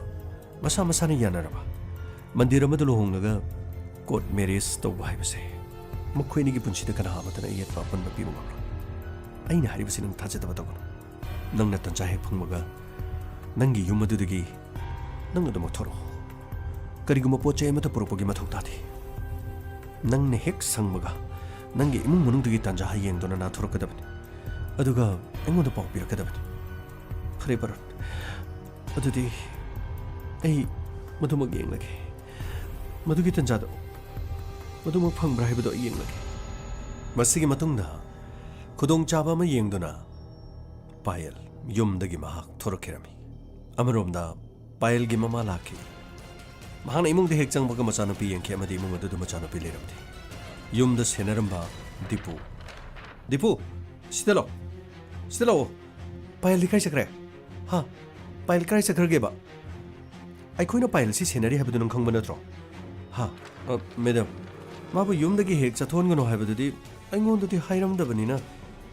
ꯑꯩꯁꯨ ꯃꯥꯕꯨ ꯊꯤꯡꯍꯧꯗ꯭ꯔꯦ ꯀꯔꯤ ꯅꯪ ꯈꯪꯗ꯭ꯔꯣ ꯌꯨꯝ ꯑꯁꯤꯗꯒꯤ ꯋꯥꯛꯀꯤꯡ ꯆꯠꯄ ꯐꯥꯎꯕ ꯆꯠꯍꯟꯗ꯭ꯔꯦ ꯃꯥꯒꯤ ꯃꯇꯨꯡꯗ ꯑꯩꯈꯣꯏꯅ ꯀꯣꯏꯁꯦꯟ ꯁꯦꯟꯅꯗꯨꯅ ꯂꯩꯗꯤ ꯅꯪ ꯈꯪꯗ꯭ꯔꯕ ꯀꯔꯤꯒꯤꯅꯣ ꯃꯥꯅ ꯌꯨꯝ ꯑꯁꯤꯗꯒꯤ ꯊꯣꯛꯈꯤꯕ ꯃꯇꯝꯗ ꯅꯪꯅ ꯈꯥꯝꯗꯣꯏ ꯃꯔꯝ ꯀꯔꯤꯒꯤꯅꯣ ꯀꯔꯤ ꯄꯨꯈꯤꯒꯦ ꯃꯦꯗꯝ ꯑꯩꯗꯤ ꯑꯗꯨꯒꯨꯝꯕꯒꯤ ꯋꯥꯐꯝꯗꯤ ꯊꯣꯏꯅ ꯈꯪꯖꯗꯦ ꯕꯦꯒ ꯑꯃ ꯐꯤꯔꯣꯜ ꯍꯥꯞꯄ꯭ꯔꯥ ꯀꯔꯤꯅꯣ ꯕꯦꯒ ꯑꯆꯧꯕ ꯑꯃꯗꯤ ꯄꯥꯏꯔꯒ ꯆꯠꯈꯤ ꯀꯌꯥꯗꯨꯅꯣ ꯌꯦꯡꯉꯣ ꯅꯈꯣꯏꯒꯤ ꯁꯥꯞ ꯂꯥꯛꯑꯒꯅꯦ ꯅꯪ ꯊꯤꯛ ꯇꯧꯍꯟꯒꯦꯕ ꯅꯈꯣꯏꯒꯤ ꯁꯥꯞ ꯂꯥꯛꯑꯒ ꯅꯪ ꯊꯤꯛ ꯇꯧꯍꯟꯒꯦꯕ ꯑꯁꯨꯝꯅ ꯗꯤꯄꯛꯇ ꯉꯥꯡꯕ ꯂꯣꯏꯔꯒ ꯃꯍꯥꯛꯀꯤ ꯃꯆꯥꯅꯨꯄꯥ ꯁꯥꯍꯤꯜ ꯀꯥ ꯃꯅꯨꯡꯗ ꯐꯝꯗꯨꯅ ꯂꯩꯕ ꯑꯗꯨꯗ ꯑꯃꯨꯛ ꯍꯪꯈꯤ ꯁꯥꯍꯤꯜ ꯅꯆꯦꯗꯨ ꯆꯠꯀꯅꯦꯅ ꯅꯉꯣꯟꯗ ꯍꯥꯏꯔꯝꯕ꯭ꯔꯣ ꯀꯗꯥꯏꯗ ꯆꯠꯀꯅꯤ ꯍꯥꯏꯔꯝꯒꯦꯕ ꯍꯧꯖꯤꯛꯀꯤ ꯂꯩꯔꯤꯕ ꯃꯑꯣꯡꯁꯤꯒ ꯍꯥꯏꯔꯗꯤ ꯊꯕꯛ ꯆꯠꯄ ꯃꯇꯝꯅꯤꯅ ꯊꯕꯛ ꯆꯠꯂꯝꯒꯗꯕ ꯃꯥꯜꯂꯦ ꯅꯉꯣꯟꯗ ꯀꯔꯤꯝꯇ ꯍꯥꯏꯔꯝꯗ꯭ꯔꯣ ꯌꯨꯝ ꯑꯁꯤꯗꯒꯤ ꯕꯦꯒꯇ ꯐꯤꯔꯣꯜ ꯍꯥꯞꯄꯒ ꯌꯣꯝꯃꯒ ꯆꯠꯈ꯭ꯔꯤꯁꯤ ꯅꯪ ꯀꯔꯤꯝꯇ ꯈꯪꯍꯧꯗꯦ ꯏꯃꯥ ꯑꯩ ꯁꯤꯗ ꯒꯦꯝ ꯁꯥꯟꯅꯗꯅ ꯂꯩ ꯑꯩ ꯀꯗꯥꯏ ꯎꯗꯣꯏꯅꯣ ꯏꯆꯦꯅ ꯊꯕꯛ ꯆꯠꯂꯝꯗꯥꯏꯗ ꯑꯩꯉꯣꯟꯗ ꯍꯥꯏꯔꯝꯕꯕꯨ ꯀꯔꯝ ꯀꯥꯟ ꯌꯥꯎꯒꯦ ꯑꯩꯉꯣꯟꯗ ꯑꯃꯨꯛ ꯂꯥꯛꯑꯒ ꯏꯃꯥꯅ ꯇꯥꯏꯅꯕꯤꯁꯤ ꯀꯩꯒꯤꯅꯣ ꯐꯔꯦ ꯃꯣꯏꯒꯤ ꯊꯕꯛ ꯃꯐꯝꯗ ꯑꯝꯇ ꯍꯪꯈꯤ ꯑꯁꯨꯝꯅ ꯃꯍꯥꯛꯀꯤ ꯊꯕꯛ ꯃꯐꯝꯗ ꯑꯃꯨꯛ ꯍꯪꯈꯤ ꯑꯗꯨꯕꯨ ꯉꯁꯤꯗꯤ ꯄꯥꯌꯜ ꯂꯥꯛꯇꯦ ꯍꯥꯏꯕ ꯋꯥꯐꯝ ꯑꯁꯤ ꯍꯥꯏꯔꯛꯈꯤꯔꯝꯃꯤ ꯑꯃꯔꯣꯝꯗ ꯕꯥꯔꯨꯟꯅ ꯄꯥꯌꯜꯕꯨ ꯉꯥꯏꯔꯝꯃꯤ ꯀꯗꯥꯏ ꯌꯧꯔꯖꯥꯠꯅꯣ ꯍꯧꯖꯤꯛ ꯐꯥꯎꯕ ꯂꯥꯛꯇꯦ ꯃꯇꯝ ꯑꯁꯤ ꯊꯦꯡꯖꯤꯜꯂꯛꯂꯦ ꯃꯍꯦꯁ ꯍꯧꯖꯤꯛ ꯐꯥꯎꯕ ꯌꯧꯔꯛꯇꯦ ꯑꯁ ꯌꯥꯅꯤꯗ ꯌꯨꯝꯗꯒꯤ ꯊꯣꯛꯂꯛꯑꯦꯅ ꯍꯥꯏꯔꯛꯑꯗꯥꯏꯅꯦ ꯑꯗꯨꯝ ꯌꯧꯖꯔꯛꯁꯅꯤ ꯀꯩꯅꯣ ꯑꯩꯈꯣꯏꯗꯤ ꯈꯪꯗꯦ ꯗ꯭ꯔꯦꯁꯀ ꯁꯦꯠꯇꯨꯅ ꯂꯣꯏ ꯉꯥꯏ ꯂꯩꯔꯝꯅꯤ ꯑꯩꯅꯦ ꯗꯤꯄꯛꯅꯦ ꯑꯩꯈꯣꯏꯅꯤꯗꯤ ꯉꯥꯏꯗꯨꯅ ꯂꯩꯔꯝꯅꯤ ꯉꯁꯤ ꯅꯈꯣꯏꯒꯤ ꯂꯨꯍꯣꯡꯕꯁꯤꯒꯤ ꯋꯤꯠꯅꯦꯁ ꯑꯣꯏꯗꯣꯏꯅꯤ ꯑꯦꯅꯤꯋꯦ ꯂꯥꯅꯤꯗ ꯑꯥꯗ ꯑꯣꯇꯣ ꯑꯃ ꯂꯥꯛꯑꯦ ꯑꯣꯀꯦ ꯃꯁꯤꯒꯤ ꯃꯇꯨꯡꯗ ꯑꯣꯇꯣ ꯑꯗꯨꯗꯒꯤ ꯕꯦꯒ ꯑꯃ ꯄꯥꯏꯔꯒ ꯄꯥꯌꯜ ꯃꯍꯥꯛ ꯆꯦꯜꯂꯛꯈꯤꯔꯝꯃꯤ ꯕꯥꯔꯨꯟꯅ ꯄꯥꯌꯜ ꯂꯥꯛꯑꯣ ꯃꯁꯤꯒꯤ ꯃꯇꯨꯡꯗ ꯕꯥꯔꯨꯟꯅ ꯆꯦꯟꯁꯤꯟꯗꯨꯅ ꯄꯥꯌꯜꯕꯨ ꯆꯦꯠꯅ ꯀꯣꯟꯈꯤꯔꯝꯃꯤ ꯄꯥꯌꯜ ꯉꯁꯤꯗꯤ ꯅꯪ ꯑꯩꯒꯤ ꯄꯨꯟꯁꯤꯒꯤ ꯊꯨꯡꯅꯕ ꯅꯨꯃꯤꯠꯅꯤ ꯑꯩꯅ ꯍꯥꯏꯗ꯭ꯔꯣ ꯅꯪꯒ ꯑꯩꯒꯤ ꯅꯨꯡꯁꯤꯅꯕꯗ ꯀꯅꯥꯒꯨꯝꯕ ꯑꯃꯇꯅ ꯑꯌꯦꯠꯄ ꯄꯤꯕ ꯌꯥꯔꯣꯏ ꯕꯥꯔꯨꯟ ꯑꯩ ꯌꯥꯝꯅ ꯄꯥꯈꯠꯂꯦ ꯕꯕꯥꯅ ꯖ꯭ꯋꯦꯂꯔꯤꯒꯤ ꯊꯕꯛ ꯆꯠꯈꯤꯕꯅꯤ ꯑꯗꯨꯒ ꯏꯃꯥꯅ ꯀꯩꯊꯦꯜ ꯊꯣꯛꯈꯤꯕꯅꯤ ꯃꯗꯨꯒꯤ ꯇꯟꯖꯥꯗꯨ ꯌꯦꯡꯉꯒ ꯑꯩ ꯊꯣꯛꯂꯛꯄꯅꯤ ꯍꯧꯖꯤꯛꯇꯤ ꯏꯃꯨꯡ ꯑꯗꯨꯗ ꯏꯃꯥ ꯍꯜꯂꯛꯂꯝꯃꯅꯤ ꯑꯗꯨꯒ ꯏꯃꯨꯡꯗꯨꯗ ꯂꯩꯔꯤꯕ ꯃꯤꯁꯤꯡꯗ ꯑꯩꯒꯤ ꯃꯔꯝꯗ ꯍꯪꯉꯝꯒꯅꯤ ꯀꯣꯏꯊꯤ ꯊꯤꯔꯒ ꯑꯩꯕꯨ ꯃꯐꯝ ꯑꯁꯤꯗꯁꯨ ꯏꯃꯥꯒ ꯕꯕꯥꯅ ꯑꯩꯕꯨ ꯊꯤꯕ ꯂꯥꯛꯄ ꯌꯥꯏ ꯅꯣ ꯃꯐꯝ ꯑꯁꯤꯗ ꯀꯅꯥꯕꯨꯁꯨ ꯊꯤꯕ ꯂꯥꯛꯑꯣꯏ ꯂꯥꯛꯑꯣ ꯅꯪꯒꯤ ꯐꯤꯔꯣꯜ ꯍꯣꯡꯉꯨ ꯂꯥꯛꯑꯣ ꯅꯪꯒꯤ ꯂꯨꯍꯣꯡꯕꯗ ꯁꯦꯠꯅꯕ ꯐꯤꯔꯣꯜ ꯄꯨꯝꯅꯃꯛ ꯂꯩꯗꯨꯅ ꯂꯩꯔꯕꯅꯤ ꯂꯥꯛꯑꯣ ꯑꯗꯨꯒ ꯃꯟꯗꯤꯔꯗ ꯄꯨꯖꯥꯔꯤꯅ ꯐꯝꯗꯨꯅ ꯉꯥꯏꯗꯨꯅ ꯂꯩꯔꯕꯅꯤ ꯂꯥꯛꯑꯣ ꯆꯠꯁꯤ ꯂꯥꯛꯑꯣ ꯃꯁꯤꯒꯤ ꯃꯇꯨꯡꯗ ꯐꯤꯔꯣꯜ ꯍꯣꯡꯗꯨꯅ ꯃꯐꯝ ꯑꯗꯨꯗ ꯃꯈꯣꯏ ꯃꯟꯗꯤꯔꯗ ꯂꯨꯍꯣꯡꯈꯤ ꯃꯍꯦꯁ ꯑꯃꯗꯤ ꯗꯤꯄꯛꯅ ꯋꯤꯠꯅꯦꯁ ꯑꯣꯏꯈꯤ ꯂꯨꯍꯣꯡꯕ ꯂꯣꯏꯔꯕ ꯃꯇꯨꯡꯗ ꯀꯣꯔꯠꯀꯤ ꯆꯦ ꯆꯥꯡ ꯄꯨꯝꯅꯃꯛ ꯃꯈꯣꯏ ꯁꯦꯝ ꯁꯥꯈꯤ ꯑꯗꯨꯕꯨ ꯌꯨꯝꯗ ꯍꯥꯟꯅ ꯆꯠꯁꯤ ꯍꯥꯏꯗꯨꯅ ꯃꯈꯣꯏ ꯌꯨꯝꯗ ꯂꯥꯛꯈꯤ ꯃꯁꯤꯒꯤ ꯃꯇꯨꯡꯗ ꯃꯃꯥ ꯃꯄꯥꯒꯤ ꯃꯅꯥꯛꯇ ꯂꯥꯛꯈꯤ ꯏꯃꯥ ꯕꯕꯥ ꯉꯁꯤꯗꯤ ꯄꯥꯌꯜꯁꯤ ꯌꯨꯝ ꯑꯁꯤꯗ ꯄꯨꯔꯛꯑꯦ ꯀꯔꯤꯅꯣ ꯑꯩꯈꯣꯏꯗ ꯀꯔꯤꯃꯇ ꯄꯥꯎ ꯄꯤꯗꯅ ꯋꯥꯔꯧꯕꯤꯕ ꯌꯥꯗꯦ ꯏꯃꯥ ꯊꯕꯛꯁꯦ ꯍꯥꯊꯨ ꯍꯥꯊꯨꯅ ꯁꯤꯟꯗꯕ ꯌꯥꯗꯕꯗꯒꯤ ꯁꯤꯟꯈ꯭ꯔꯦ ꯄꯥꯌꯜꯒꯤ ꯏꯃꯥ ꯕꯕꯥꯅ ꯑꯩꯒꯤ ꯂꯨꯍꯣꯡꯕ ꯄꯥꯝꯗꯦ aman ko amaga athubu matamde engagement tawragani haiba khangmadagi khongthang ase thangjengkibani imaga babaga da hana hayodre masigi damta ngapi ekhoi nibu mangol pinabi payal imaga babaga khurumse hoi ima debaka igesu yawri akhoi na witness oirabani sina tangai phadaba court ki che chang singdoni akhoi mama pasingdo haying mong matawani soini yelakani masi court pisalaga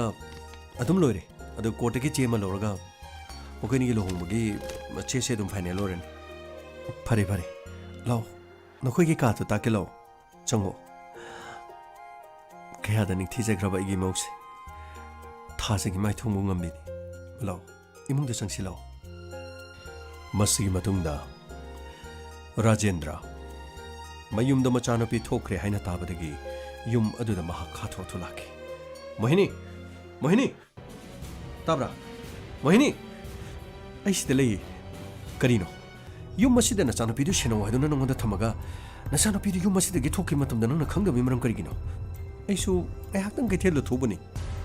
yum masida dipu su sahil su le horibani adubu yum masida gi bag ama paiduna mafi marol hapaga thokre fare ibai duko ibai prakash to yam thunuko hojum phone to ko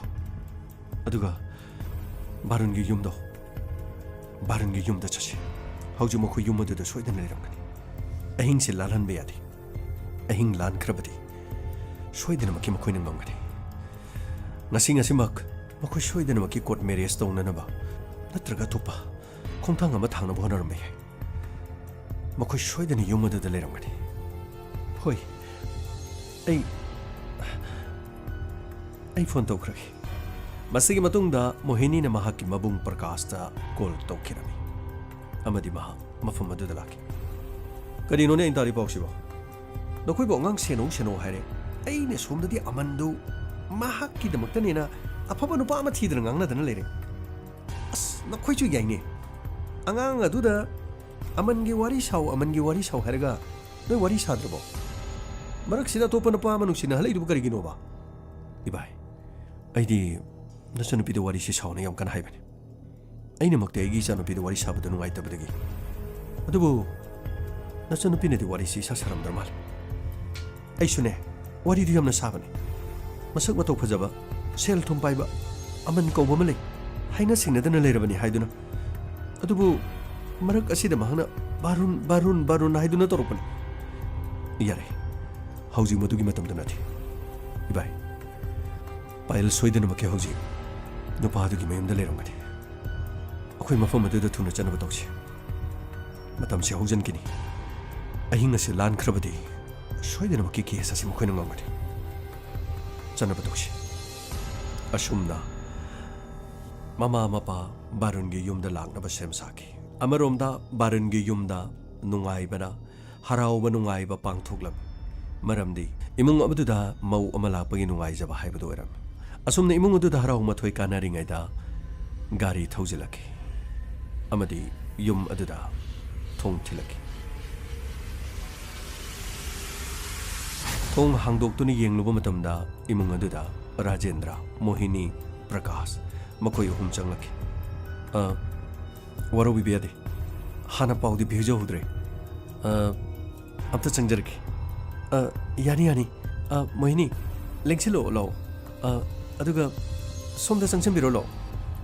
ekhoi su ingau ngau re karino tholiba tawdokse hana phajana pau phaunaraga thabaga se pangtholom ba yabani adubo ekhoi su kari mada khangau de makhoi ani ne heta nanghau ro roi haibagi mongda mandir da lohong lage heta labani kari mandir da lohong ba court marriage certificate uncle adugi de ke su kalunu da sida leiri makhoi ni lohong le haibagi che changdo sida leiri aina paijari sini Hindu marriage ek ki matung ina nupi su sahi tarani pan hele nupa su sahi kun mathoi hele adu makhoi masa na su yanare aduga mandir da lohong laga di court marriage na adumak ayaba dum pi bani na che chang sing yare se koi gi thabang ni nakhoi yorok nu ko baro ai ꯅꯪꯉꯣꯟꯗ ꯈꯨꯠ ꯂꯨꯅꯗꯨꯅ ꯍꯥꯏꯖꯔꯤ ꯅꯠꯇꯦ papa ꯑꯩꯉꯣꯟꯗ ꯈꯨꯔꯨꯝꯕꯤꯒꯅꯨ ꯅꯈꯣꯏꯅꯤꯒꯤ ꯅꯨꯡꯁꯤꯅꯕꯁꯦ ꯑꯩꯅ ꯈꯪꯍꯧꯗ꯭ꯔꯦ ꯍꯧꯖꯤꯛꯇꯤ ꯅꯈꯣꯏꯅꯤꯒꯤ ꯑꯄꯥꯝꯕꯗꯨ ꯁꯤ ꯌꯧꯔꯦ ꯈꯪꯂꯕꯅꯤꯅ ꯃꯈꯥ ꯇꯥꯕꯗꯣ ꯑꯩꯈꯣꯏꯅ ꯐꯅꯕ ꯁꯤꯜꯂꯒꯦ ꯃꯤꯒꯤ ꯃꯃꯥꯡꯗ ꯍꯦꯛꯇ ꯇꯖꯣꯞ ꯏꯆꯥꯅꯨꯄꯤꯁꯦ ꯑꯃꯈꯛꯇꯅꯤ ꯄꯣꯏꯁꯦ ꯇꯔꯥꯏ ꯍꯦꯛꯇ ꯍꯣꯡꯕꯗꯨꯁꯨ ꯄꯥꯝꯗꯕ ꯑꯗꯨꯅ ꯉꯁꯤꯒꯤꯗꯤ ꯄꯥꯌꯦꯜꯁꯦ ꯑꯩꯈꯣꯏ ꯄꯨꯖꯈ꯭ꯔꯒꯦ ꯑꯗꯨꯒ ꯅꯨꯃꯤꯠ ꯑꯐꯕ ꯑꯃ ꯌꯦꯡꯉꯒ ꯏꯃꯥꯒ ꯄꯥꯕꯨꯡ ꯑꯩꯈꯣꯏꯗ ꯊꯥꯕꯤꯔꯛꯑꯣ ꯑꯐꯕ ꯅꯨꯃꯤꯠ ꯑꯃ ꯂꯦꯞꯅꯔꯒ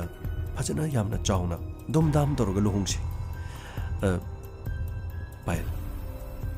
ꯅꯪ ꯑꯩꯅ ꯅꯉꯣꯟꯗ ꯉꯥꯡꯕꯗꯣ ꯁꯥꯎꯕ꯭ꯔꯅꯦ ꯄꯄꯥ ꯑꯩ ꯁꯥꯎꯗꯦ ꯑꯗꯨꯒ ꯑꯩꯉꯣꯟꯗ ꯇꯥꯝꯗꯅ ꯌꯨꯝꯗꯒꯤ ꯆꯦꯜꯂꯒ ꯂꯨꯍꯣꯡꯕꯁꯤꯅ ꯀꯔꯤꯒꯤ ꯄꯄꯥ ꯑꯃꯟꯒ ꯑꯩꯒ ꯍꯥꯏꯅ ꯁꯤꯡꯅꯗꯨꯅ ꯏꯃꯨꯡꯗ ꯊꯧꯗꯣꯛ ꯑꯃ ꯊꯣꯛꯀꯗꯧꯔꯦ ꯍꯥꯏꯕꯁꯦ ꯑꯩ ꯈꯪꯉꯤ ꯑꯩ ꯇꯁꯦꯡꯅ ꯄꯄꯥꯗꯁꯨ ꯍꯥꯏꯈ꯭ꯔꯦ ꯑꯩꯗꯤ ꯕꯥꯔꯣꯟ ꯅꯠꯇꯅ ꯀꯅꯥꯒꯨꯝꯕ ꯑꯃꯇ ꯑꯩꯒꯤ ꯄꯨꯟꯁꯤꯗ ꯂꯩꯇꯦ ꯄꯥꯌꯦꯜ ꯑꯩ ꯅꯪꯒꯤ ꯄꯄꯥꯅꯤ ꯅꯪ ꯑꯩꯕꯨ ꯊꯥꯖꯕ꯭ꯔꯥ ꯑꯩꯅ ꯉꯁꯤ ꯃꯐꯝ ꯑꯁꯤꯗ ꯂꯥꯛꯏꯁꯤ ꯀꯔꯤꯒꯤꯅꯣ ꯅꯪꯕꯨ ꯅꯨꯡꯁꯤꯕꯒꯤ ꯅꯪ ꯑꯩꯒꯤ ꯑꯃꯠꯇ ꯄꯣꯛꯆꯕ ꯏꯆꯥꯅꯨꯄꯤꯅꯤ ꯀꯔꯤꯒꯤ ꯏꯆꯥꯕꯨ ꯇꯔꯥꯏꯅ ꯁꯨꯝꯅ ꯂꯨꯍꯣꯡꯒꯗꯒꯦ ꯍꯧꯈ꯭ꯔꯕꯗꯤ ꯍꯧꯈ꯭ꯔꯦꯗꯅ ꯍꯧꯖꯤꯛꯇꯤ ꯌꯨꯝꯗꯅꯦ ꯑꯩꯈꯣꯏꯒ ꯆꯠꯂꯁꯤ ꯑꯗꯨꯒ ꯑꯊꯨꯕ ꯃꯇꯝꯗ ꯂꯨꯍꯣꯡꯅꯕ ꯇꯧꯁꯤ ꯋꯥꯐꯝ ꯑꯗꯨ ꯇꯥꯕ ꯃꯇꯝꯗ ꯄꯥꯌꯦꯜꯅ ꯌꯥꯅꯤꯡꯂꯝꯗꯦ ꯑꯃꯗꯤ ꯕꯥꯔꯨꯅꯁꯨ ꯌꯥꯅꯤꯡꯕ ꯐꯥꯎꯔꯝꯗꯦ ꯑꯗꯨꯕꯨ ꯑꯄꯣꯛꯄ ꯃꯄꯥ ꯔꯥꯖꯦꯟꯗ꯭ꯔꯅ ꯑꯗꯨꯛꯀꯤ ꯃꯇꯤꯛ ꯐꯖꯅ ꯍꯥꯏꯖꯔꯝꯃꯤ ꯕꯥꯔꯨꯟꯒꯤ ꯃꯃꯥ ꯃꯄꯥꯗꯁꯨ ꯍꯥꯏꯖꯔꯝꯃꯤ ꯃꯇꯝ ꯑꯗꯨꯗ ꯑꯗꯨꯛ ꯐꯖꯅ ꯍꯥꯏꯔꯛꯄ ꯋꯥꯐꯝ ꯑꯗꯨꯅ ꯕꯥꯔꯨꯟꯒꯤ ꯃꯃꯥ ꯃꯣꯍꯤꯅꯤꯅ ꯌꯥꯕꯗꯤ ꯑꯗꯨꯝ ꯌꯥꯏ ꯑꯗꯣ ꯉꯁꯤꯁꯦ ꯑꯩꯈꯣꯏꯗ ꯑꯗꯨꯝ ꯂꯩꯍꯧꯔꯒ ꯂꯨꯍꯣꯡꯂꯝꯗꯥꯏ ꯃꯇꯝꯗꯨꯗ ꯅꯛꯁꯤꯜꯂꯀꯥꯟꯗ ꯑꯉꯥꯡꯁꯦ ꯑꯩꯈꯣꯏꯅ ꯊꯤꯜꯂꯛꯑꯒ ꯂꯨꯍꯣꯡꯕꯒꯤ ꯊꯧꯔꯝꯁꯦ ꯑꯗꯨꯝ ꯄꯥꯡꯊꯣꯛꯄꯗꯤ ꯀꯔꯤ ꯀꯥꯏ ꯃꯇꯝ ꯑꯗꯨꯗ ꯄꯥꯌꯜꯒꯤ ꯃꯥꯃ ꯄ꯭ꯔꯀꯥꯁ ꯀꯩꯅꯣꯝꯇ ꯍꯥꯏꯖꯒꯦ ꯃꯗꯨꯅ ꯋꯥꯐꯝ ꯑꯃꯅꯤ ꯑꯩꯈꯣꯏꯅ ꯁꯤꯟꯖꯔꯤꯕꯁꯤ ꯊꯥꯖꯗꯕ ꯇꯧꯕꯤꯒꯅꯨ ꯑꯩꯈꯣꯏꯒꯤ ꯏꯁꯦꯟꯒ ꯑꯩꯒꯤ ꯏꯆꯟꯅꯨꯄꯤꯒꯁꯦ ꯌꯥꯝꯅ ꯄꯥꯏꯕ ꯈꯣꯠꯄꯒꯤꯗꯤ ꯅꯠꯇꯕ ꯑꯗꯣ ꯖ꯭ꯋꯦꯂꯔꯤꯒꯤ ꯊꯕꯛ ꯀꯩꯁꯨ ꯇꯧꯖꯕꯅꯤꯅ ꯃꯆꯥꯅꯨꯄꯤꯒꯤ ꯂꯨꯍꯣꯡꯕꯒꯤ ꯊꯕꯛꯁꯤ ꯌꯥꯝꯅ ꯙꯨꯝꯙꯥꯝꯗ ꯇꯧꯖꯅꯤꯡꯕ ꯍꯥꯏꯇꯥꯔꯦ ꯑꯗꯣ ꯌꯥꯝꯅ ꯆꯥꯎꯅ ꯂꯨꯍꯣꯡꯁꯤ ꯍꯧꯖꯤꯛꯇꯤ ꯂꯨꯍꯣꯡꯕ ꯍꯥꯏꯕꯗꯨꯁꯨ ꯊꯣꯛꯂꯕꯅꯤꯅ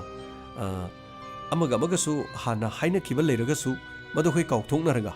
ꯂꯨꯍꯣꯡꯕꯁꯤ ꯐꯖꯅ ꯅꯤꯡꯊꯤꯖꯅ ꯂꯨꯍꯣꯡꯅꯁꯤ ꯍꯥꯏꯕꯒꯤ ꯋꯥꯅꯤ ꯑꯗꯣ ꯃꯁꯤꯗ ꯑꯗꯨꯝ ꯌꯥꯕꯤꯔꯣ ꯑꯩꯒꯤ ꯋꯥꯗꯤ ꯑꯗꯨꯒ ꯄꯥꯌꯜ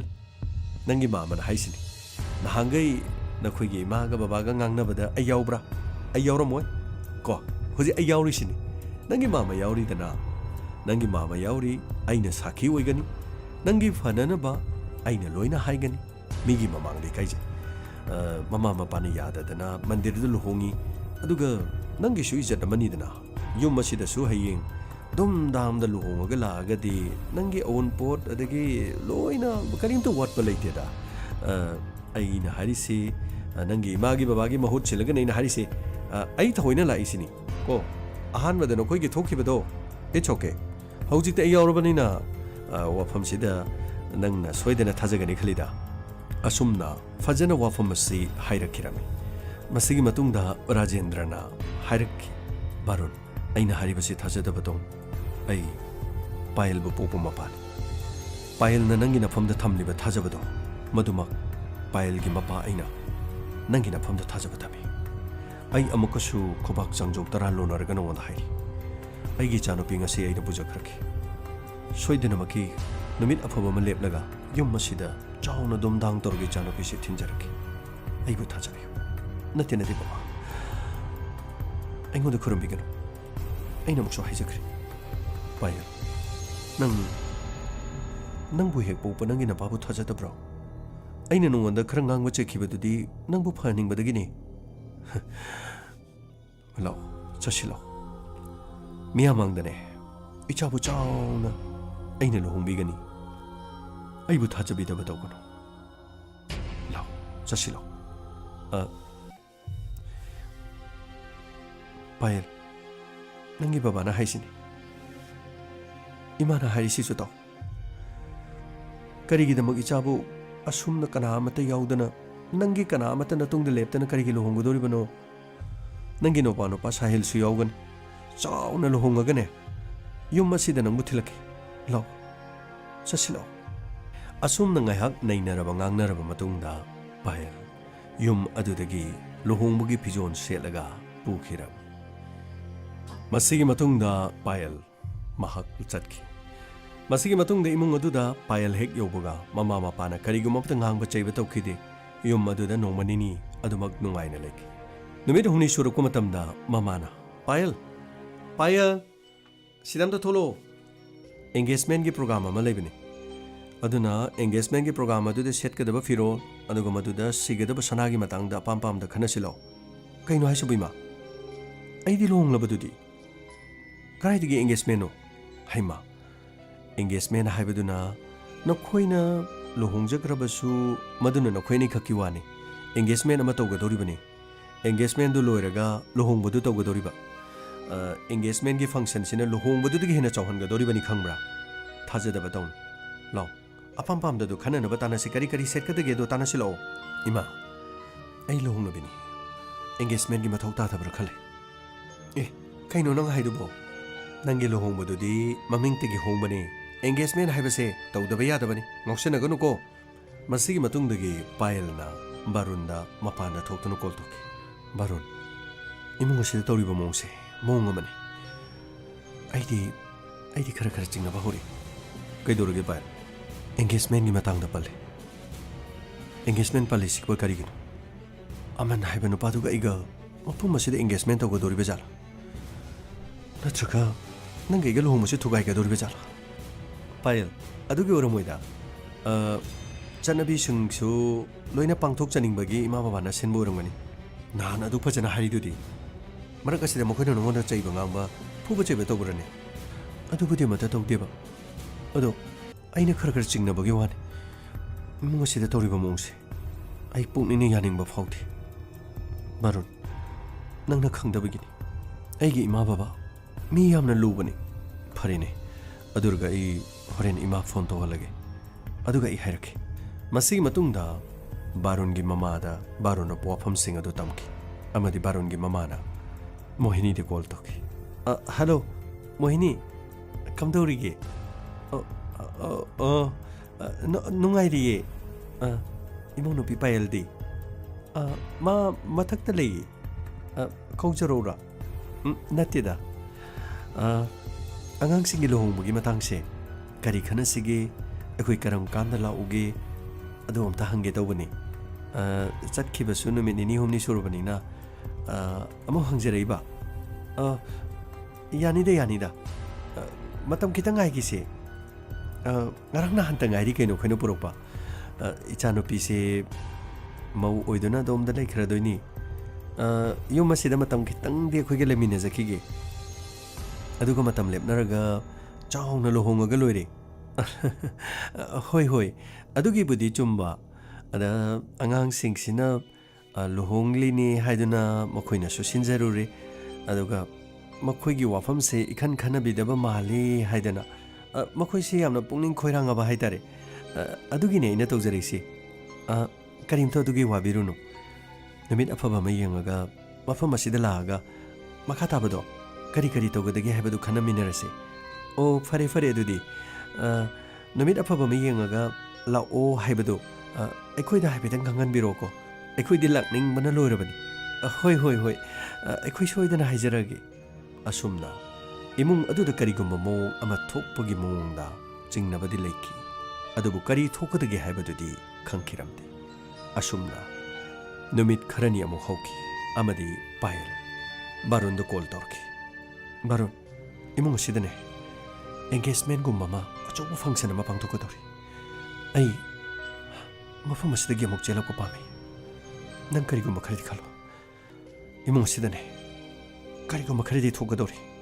ꯊꯣꯛꯀꯗꯧꯔꯤꯕ ꯊꯧꯗꯣꯛꯁꯦ ꯑꯩ ꯂꯨꯍꯣꯡꯕ ꯅꯪꯒꯤ ꯂꯨꯍꯣꯡꯕꯒ ꯃꯔꯤ ꯂꯩꯅꯗꯕ ꯃꯥꯜꯂꯤ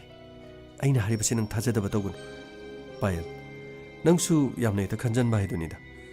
ꯑꯩꯅ ꯏꯃꯥꯒ ꯋꯥꯔꯤ ꯁꯥꯟꯅꯍꯜꯂꯕꯅꯤ ꯑꯐꯕ ꯅꯨꯃꯤꯠ ꯑꯃꯗ ꯃꯇꯝ ꯂꯦꯞꯅꯔꯒ ꯂꯨꯍꯣꯡꯁꯦꯅ ꯍꯥꯏꯅꯔꯕꯅꯤ ꯀꯔꯤ ꯆꯤꯡꯅꯕ ꯂꯩꯒꯦ ꯕꯥꯔꯨꯟ ꯑꯩꯅ ꯍꯥꯏꯕꯗ ꯅꯪꯅ ꯑꯁꯨꯛ ꯌꯥꯝ ꯊꯥꯖꯗ꯭ꯔꯤꯁꯤ ꯀꯔꯤꯒꯤꯅꯣ ꯀꯔꯤꯒꯤꯅꯣꯕ ꯅꯪ ꯊꯥꯖꯗꯕ ꯇꯧꯒꯅꯨ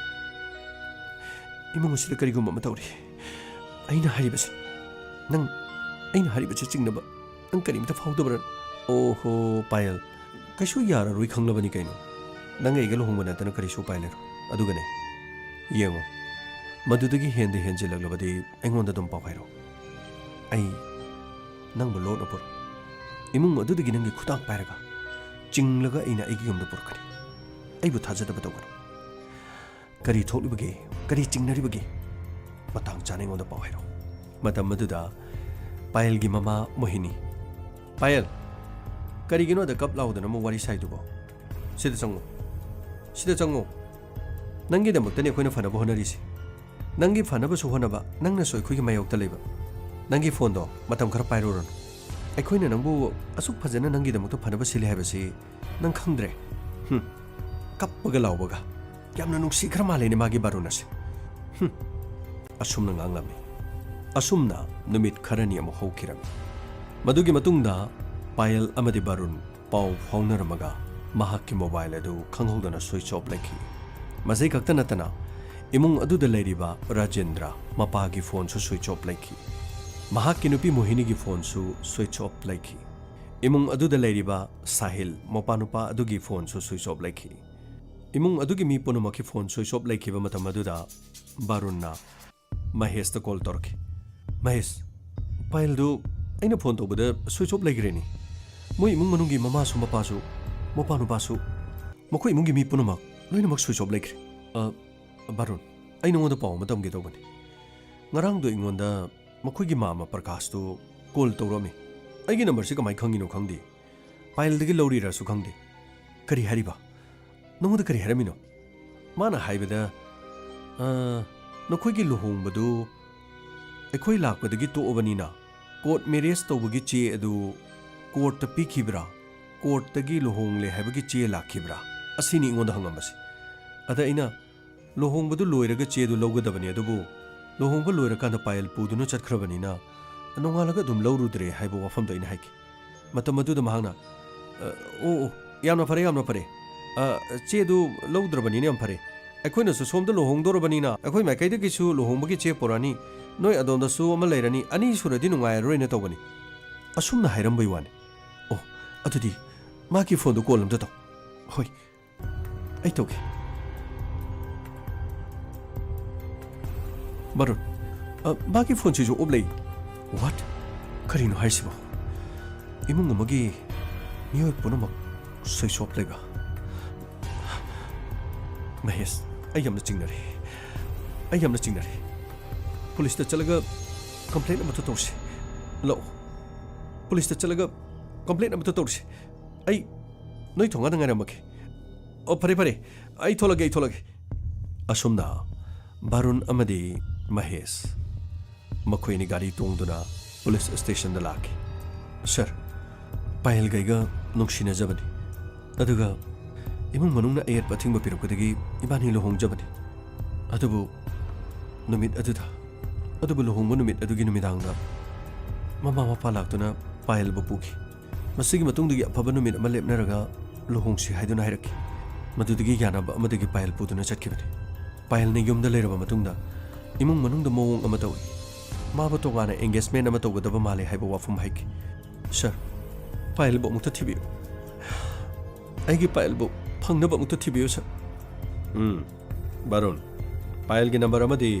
ꯃꯈꯣꯏ ꯏꯃꯨꯡ ꯃꯅꯨꯡꯒꯤ ꯅꯝꯕꯔꯁꯤꯡꯗꯨ ꯁꯤꯗ ꯂꯣꯏ ꯏꯌꯨ ꯑꯗꯨꯒ ꯃꯈꯣꯏꯒꯤ ꯐꯣꯇꯣꯁꯤꯡ ꯑꯗꯨꯁꯨ ꯁꯤꯗ ꯂꯣꯏ ꯄꯤꯔꯝꯃꯨ ꯍꯧꯖꯤꯛꯀꯤꯗꯤ ꯆꯠꯂꯣ ꯑꯩꯈꯣꯏꯅ ꯀꯔꯤ ꯇꯧꯕ ꯌꯥꯕꯒꯦ ꯍꯥꯏꯕꯗꯨ ꯌꯦꯡꯒꯦ ꯁꯔ ꯑꯩꯒꯤ ꯄꯥꯌꯜꯕꯨ ꯐꯪꯅꯕ ꯑꯃꯨꯛꯇ ꯊꯤꯕꯤꯌꯨ ꯀꯥꯝꯂꯦ ꯌꯦꯁ ꯁꯔ ꯒꯥꯔꯤ ꯄꯨꯊꯣꯔꯛꯑꯣ ꯌꯦꯁ ꯁꯔ ꯃꯁꯤꯒꯤ ꯃꯇꯨꯡꯗ ꯄꯨꯂꯤꯁ ꯗꯤꯄꯥꯔꯠꯃꯦꯟ ꯃꯐꯝ ꯑꯗꯨꯗ ꯆꯠꯈꯤ ꯃꯇꯝ ꯑꯗꯨꯗ ꯄꯥꯌꯜꯒꯤ ꯌꯨꯝ ꯊꯣꯡ ꯂꯣꯟꯗꯨꯅ ꯂꯩꯔꯝꯃꯤ ꯂꯩꯀꯥꯏ ꯊꯪꯅꯕ ꯃꯤꯑꯣꯏꯁꯤꯡꯗ ꯍꯪꯕ ꯃꯇꯝꯗ ꯏꯃꯨꯡ ꯑꯗꯨꯒ ꯃꯈꯣꯏꯒ ꯀꯌా ꯋꯥꯔꯤ ꯋꯥꯇꯥꯏ ꯁꯥꯟꯅꯗꯦ ꯃꯈꯣꯏꯒꯤ ꯏꯃꯨꯡꯗꯨ ꯃꯤ ꯀꯌꯥ ꯍꯦꯟꯅ ꯂꯣꯏꯅꯗꯦ ꯍꯥꯏꯕ ꯋꯥꯐꯝ ꯍꯥꯏꯔꯛꯈꯤ ꯃꯁꯤꯒꯤ ꯃꯇꯨꯡꯗ ꯃꯆꯥꯅꯨꯄꯤ ꯄꯥꯌꯜꯒꯤ ꯃꯇꯥꯡꯗ ꯍꯪꯈꯤ ꯂꯣꯏꯅꯅ ꯔꯥꯖꯦꯟꯗ꯭ꯔꯒꯤ ꯅꯨꯄꯤ ꯃꯣꯍꯤꯅꯤꯒꯤ ꯃꯇꯥꯡꯗ ꯍꯪꯈꯤ ꯑꯗꯨꯕꯨ ꯊꯣꯏꯗꯣꯛꯄ ꯂꯩꯀꯥꯏꯒꯤ ꯃꯤꯑꯣꯏꯁꯤꯡꯅ ꯀꯥ ꯍꯦꯟꯅ ꯂꯣꯏꯅꯗꯕꯅ ꯃꯈꯣꯏꯒꯤ ꯑꯀꯨꯞꯄ ꯃꯔꯣꯜ ꯈꯪꯗꯦ ꯍꯥꯏꯕ ꯋꯥꯐꯝ ꯍꯥꯏꯔꯛꯈꯤ ꯄꯨꯂꯤꯁꯅ ꯏꯃꯨꯡ ꯑꯗꯨꯗꯒꯤ ꯍꯜꯂꯛꯈꯤ ꯀꯥꯝꯂꯦ ꯌꯦꯁ ꯁꯔ ꯏꯃꯨꯡ ꯑꯃꯗ ꯂꯩꯕ ꯂꯩꯁꯥꯕꯤ ꯑꯃ ꯃꯍꯥꯛꯀ ꯅꯨꯡꯁꯤꯅꯖꯕ ꯅꯨꯄꯥ ꯑꯃꯒ ꯃꯟꯗꯤꯔꯗ ꯂꯨꯍꯣꯡꯉꯦ ꯃꯗꯨꯒꯤ ꯃꯇꯨꯡꯗ ꯅꯨꯃꯤꯠ ꯑꯗꯨꯗ ꯃꯃꯥ ꯃꯄꯥ ꯂꯥꯛꯑꯒ ꯄꯨꯔꯒ ꯆꯠꯈ꯭ꯔꯦ ꯂꯨꯍꯣꯡꯁꯦ ꯍꯥꯏꯗꯨꯅ ꯃꯇꯝ ꯈꯔ ꯂꯩꯔ ꯃꯇꯨꯡꯗ ꯏꯃꯨꯡ ꯑꯗꯨ ꯌꯥꯅꯔꯝꯂꯒ ꯄꯨꯂꯞ ꯏꯃꯨꯡ ꯑꯗꯨ ꯁꯣ ꯂꯣꯟꯁꯜꯂꯒ ꯃꯥꯡꯈꯤꯕ ꯍꯥꯏꯕꯁꯤ ꯀꯔꯤꯒꯨꯝꯕ ꯈꯔꯗꯤ ꯑꯔꯣꯟꯕ ꯂꯩꯕ ꯃꯥꯜꯂꯤ ꯃꯈꯣꯏꯅ ꯃꯐꯝ ꯑꯃꯗ ꯄꯨꯔꯒ ꯃꯆꯥꯅꯨꯄꯤꯕꯨ ꯑꯦꯡꯒꯦꯖꯃꯦꯟ ꯇꯧꯔꯒ ꯃꯤ ꯑꯃꯗ ꯄꯤꯊꯣꯛꯑꯝꯕ ꯅꯠꯇ꯭ꯔꯒ ꯌꯦꯡꯕ ꯇꯥꯕꯅꯤ ꯅꯝꯕꯔꯁꯤꯡ ꯑꯗꯨ ꯁꯔꯚꯤꯂꯦꯟꯁꯇ ꯂꯣꯏꯅ ꯊꯝꯃꯨ ꯑꯗꯨꯒ ꯅꯝꯕꯔꯁꯤꯡ ꯑꯗꯨꯒꯤ ꯀꯣꯜ ꯗꯤꯇꯦꯜꯁ ꯔꯦꯀꯣꯔꯠ ꯄꯨꯝꯅꯃꯛ ꯆꯤꯡꯊꯣꯛ ꯀꯔꯤꯒꯤꯗꯃꯛ ꯁ꯭ꯋꯤꯆ ꯑꯣꯐ ꯇꯧꯗꯨꯅ ꯏꯃꯨꯡ ꯑꯃꯒꯤ ꯃꯤꯑꯣꯏ ꯄꯨꯝꯅꯃꯛ ꯂꯩꯔꯤꯕ ꯄꯥꯌꯜꯅ ꯀꯗꯣꯝꯗ ꯆꯠꯈ꯭ꯔꯕ ꯊꯤꯕ ꯇꯥꯕꯅꯤ ꯌꯦꯁ ꯁꯔ ꯃꯁꯤꯅꯤ ꯉꯁꯤꯒꯤ ꯑꯍꯥꯟꯕ ꯄꯥꯌꯜ ꯍꯥꯏꯔꯤꯕꯁꯤꯒꯤ ꯇꯥꯡꯀꯛ ꯑꯁꯤꯒꯤ ꯑꯅꯤꯁꯨꯕ ꯇꯥꯡꯀꯛꯇ ꯄꯥꯌꯜ ꯀꯗꯥꯏꯗ ꯆꯠꯈ꯭ꯔꯕꯒꯦ ꯄꯥꯌꯜ ꯑꯃꯨꯛ ꯍꯟꯅ ꯂꯥꯛꯀꯗ꯭ꯔꯥ ꯄꯥꯌꯜ ꯑꯃꯨꯛ ꯍꯟꯅ ꯂꯥꯛꯂꯣꯏꯗ꯭ꯔꯥ ꯕꯥꯔꯨꯟ ꯑꯃꯗꯤ ꯄꯥꯌꯜꯒꯤ ꯅꯨꯡꯁꯤꯅꯕ ꯑꯁꯤꯗ ꯊꯨꯡꯅꯕ ꯑꯣꯏꯒꯗ꯭ꯔꯥ ꯀꯥꯏꯅꯕ ꯑꯣꯏꯒꯗ꯭ꯔꯥ ꯃꯃꯥ ꯃꯄꯥꯅ ꯄꯥꯌꯜꯕꯨ ꯀꯗꯥꯏꯗ ꯂꯣꯠꯇꯨꯅ ꯊꯝꯂꯤꯕ ꯀꯔꯤꯒꯤꯗꯃꯛ ꯂꯣꯠꯇꯨꯅ ꯊꯝꯂꯤꯕ ꯃꯗꯨꯒꯤ ꯃꯇꯥꯡꯗ ꯑꯃꯨꯛ ꯈꯪꯃꯤꯟꯅꯁꯤ ꯃꯇꯝ ꯑꯗꯨ ꯐꯥꯎꯕꯒꯤ ꯆꯦꯛꯁꯤꯟꯅ ꯂꯩꯕꯤꯌꯨ ꯈꯨꯠ ꯁꯥ ꯁꯦꯡꯅ ꯍꯥꯝꯗꯣꯛꯄꯤꯌꯨ ꯁꯦꯅꯤꯇꯥꯏꯖꯔ ꯁꯤꯖꯤꯟꯅꯕꯤꯌꯨ ꯁꯥꯄꯣꯟ ꯁꯤꯖꯤꯟꯅꯕꯤꯌꯨ ꯁꯣꯁꯤꯌꯦꯜ ꯗꯤꯁꯇꯦꯟꯁꯤꯡ ꯉꯥꯛꯄꯤꯌꯨ ꯇꯣꯜꯂꯕ ꯇꯥꯔꯕꯁꯤꯡ ꯂꯥꯏꯔꯕꯁꯤꯡ ꯃꯤꯌꯥꯝ ꯄꯨꯝꯅꯃꯛꯇ ꯃꯤꯅꯨꯡꯁꯤ ꯎꯠꯄꯤꯗꯨꯅ ꯑꯉꯝꯕ ꯃꯇꯦꯡ ꯄꯥꯡꯕꯤꯌꯨ ꯁꯅꯥ ꯂꯩꯄꯥꯛ ꯏꯔꯝꯗꯝ ꯀꯪꯂꯩꯄꯥꯛꯅ ꯌꯥꯏꯐꯔꯤ ꯇꯥꯕꯤꯔꯤꯕꯁꯤꯡꯕꯨ ꯖꯦꯝꯁ ꯍꯩꯒꯨꯔꯨꯖꯝꯅ ꯑꯃꯨꯛ ꯍꯟꯅ ꯈꯨꯔꯨꯝꯖꯔꯤ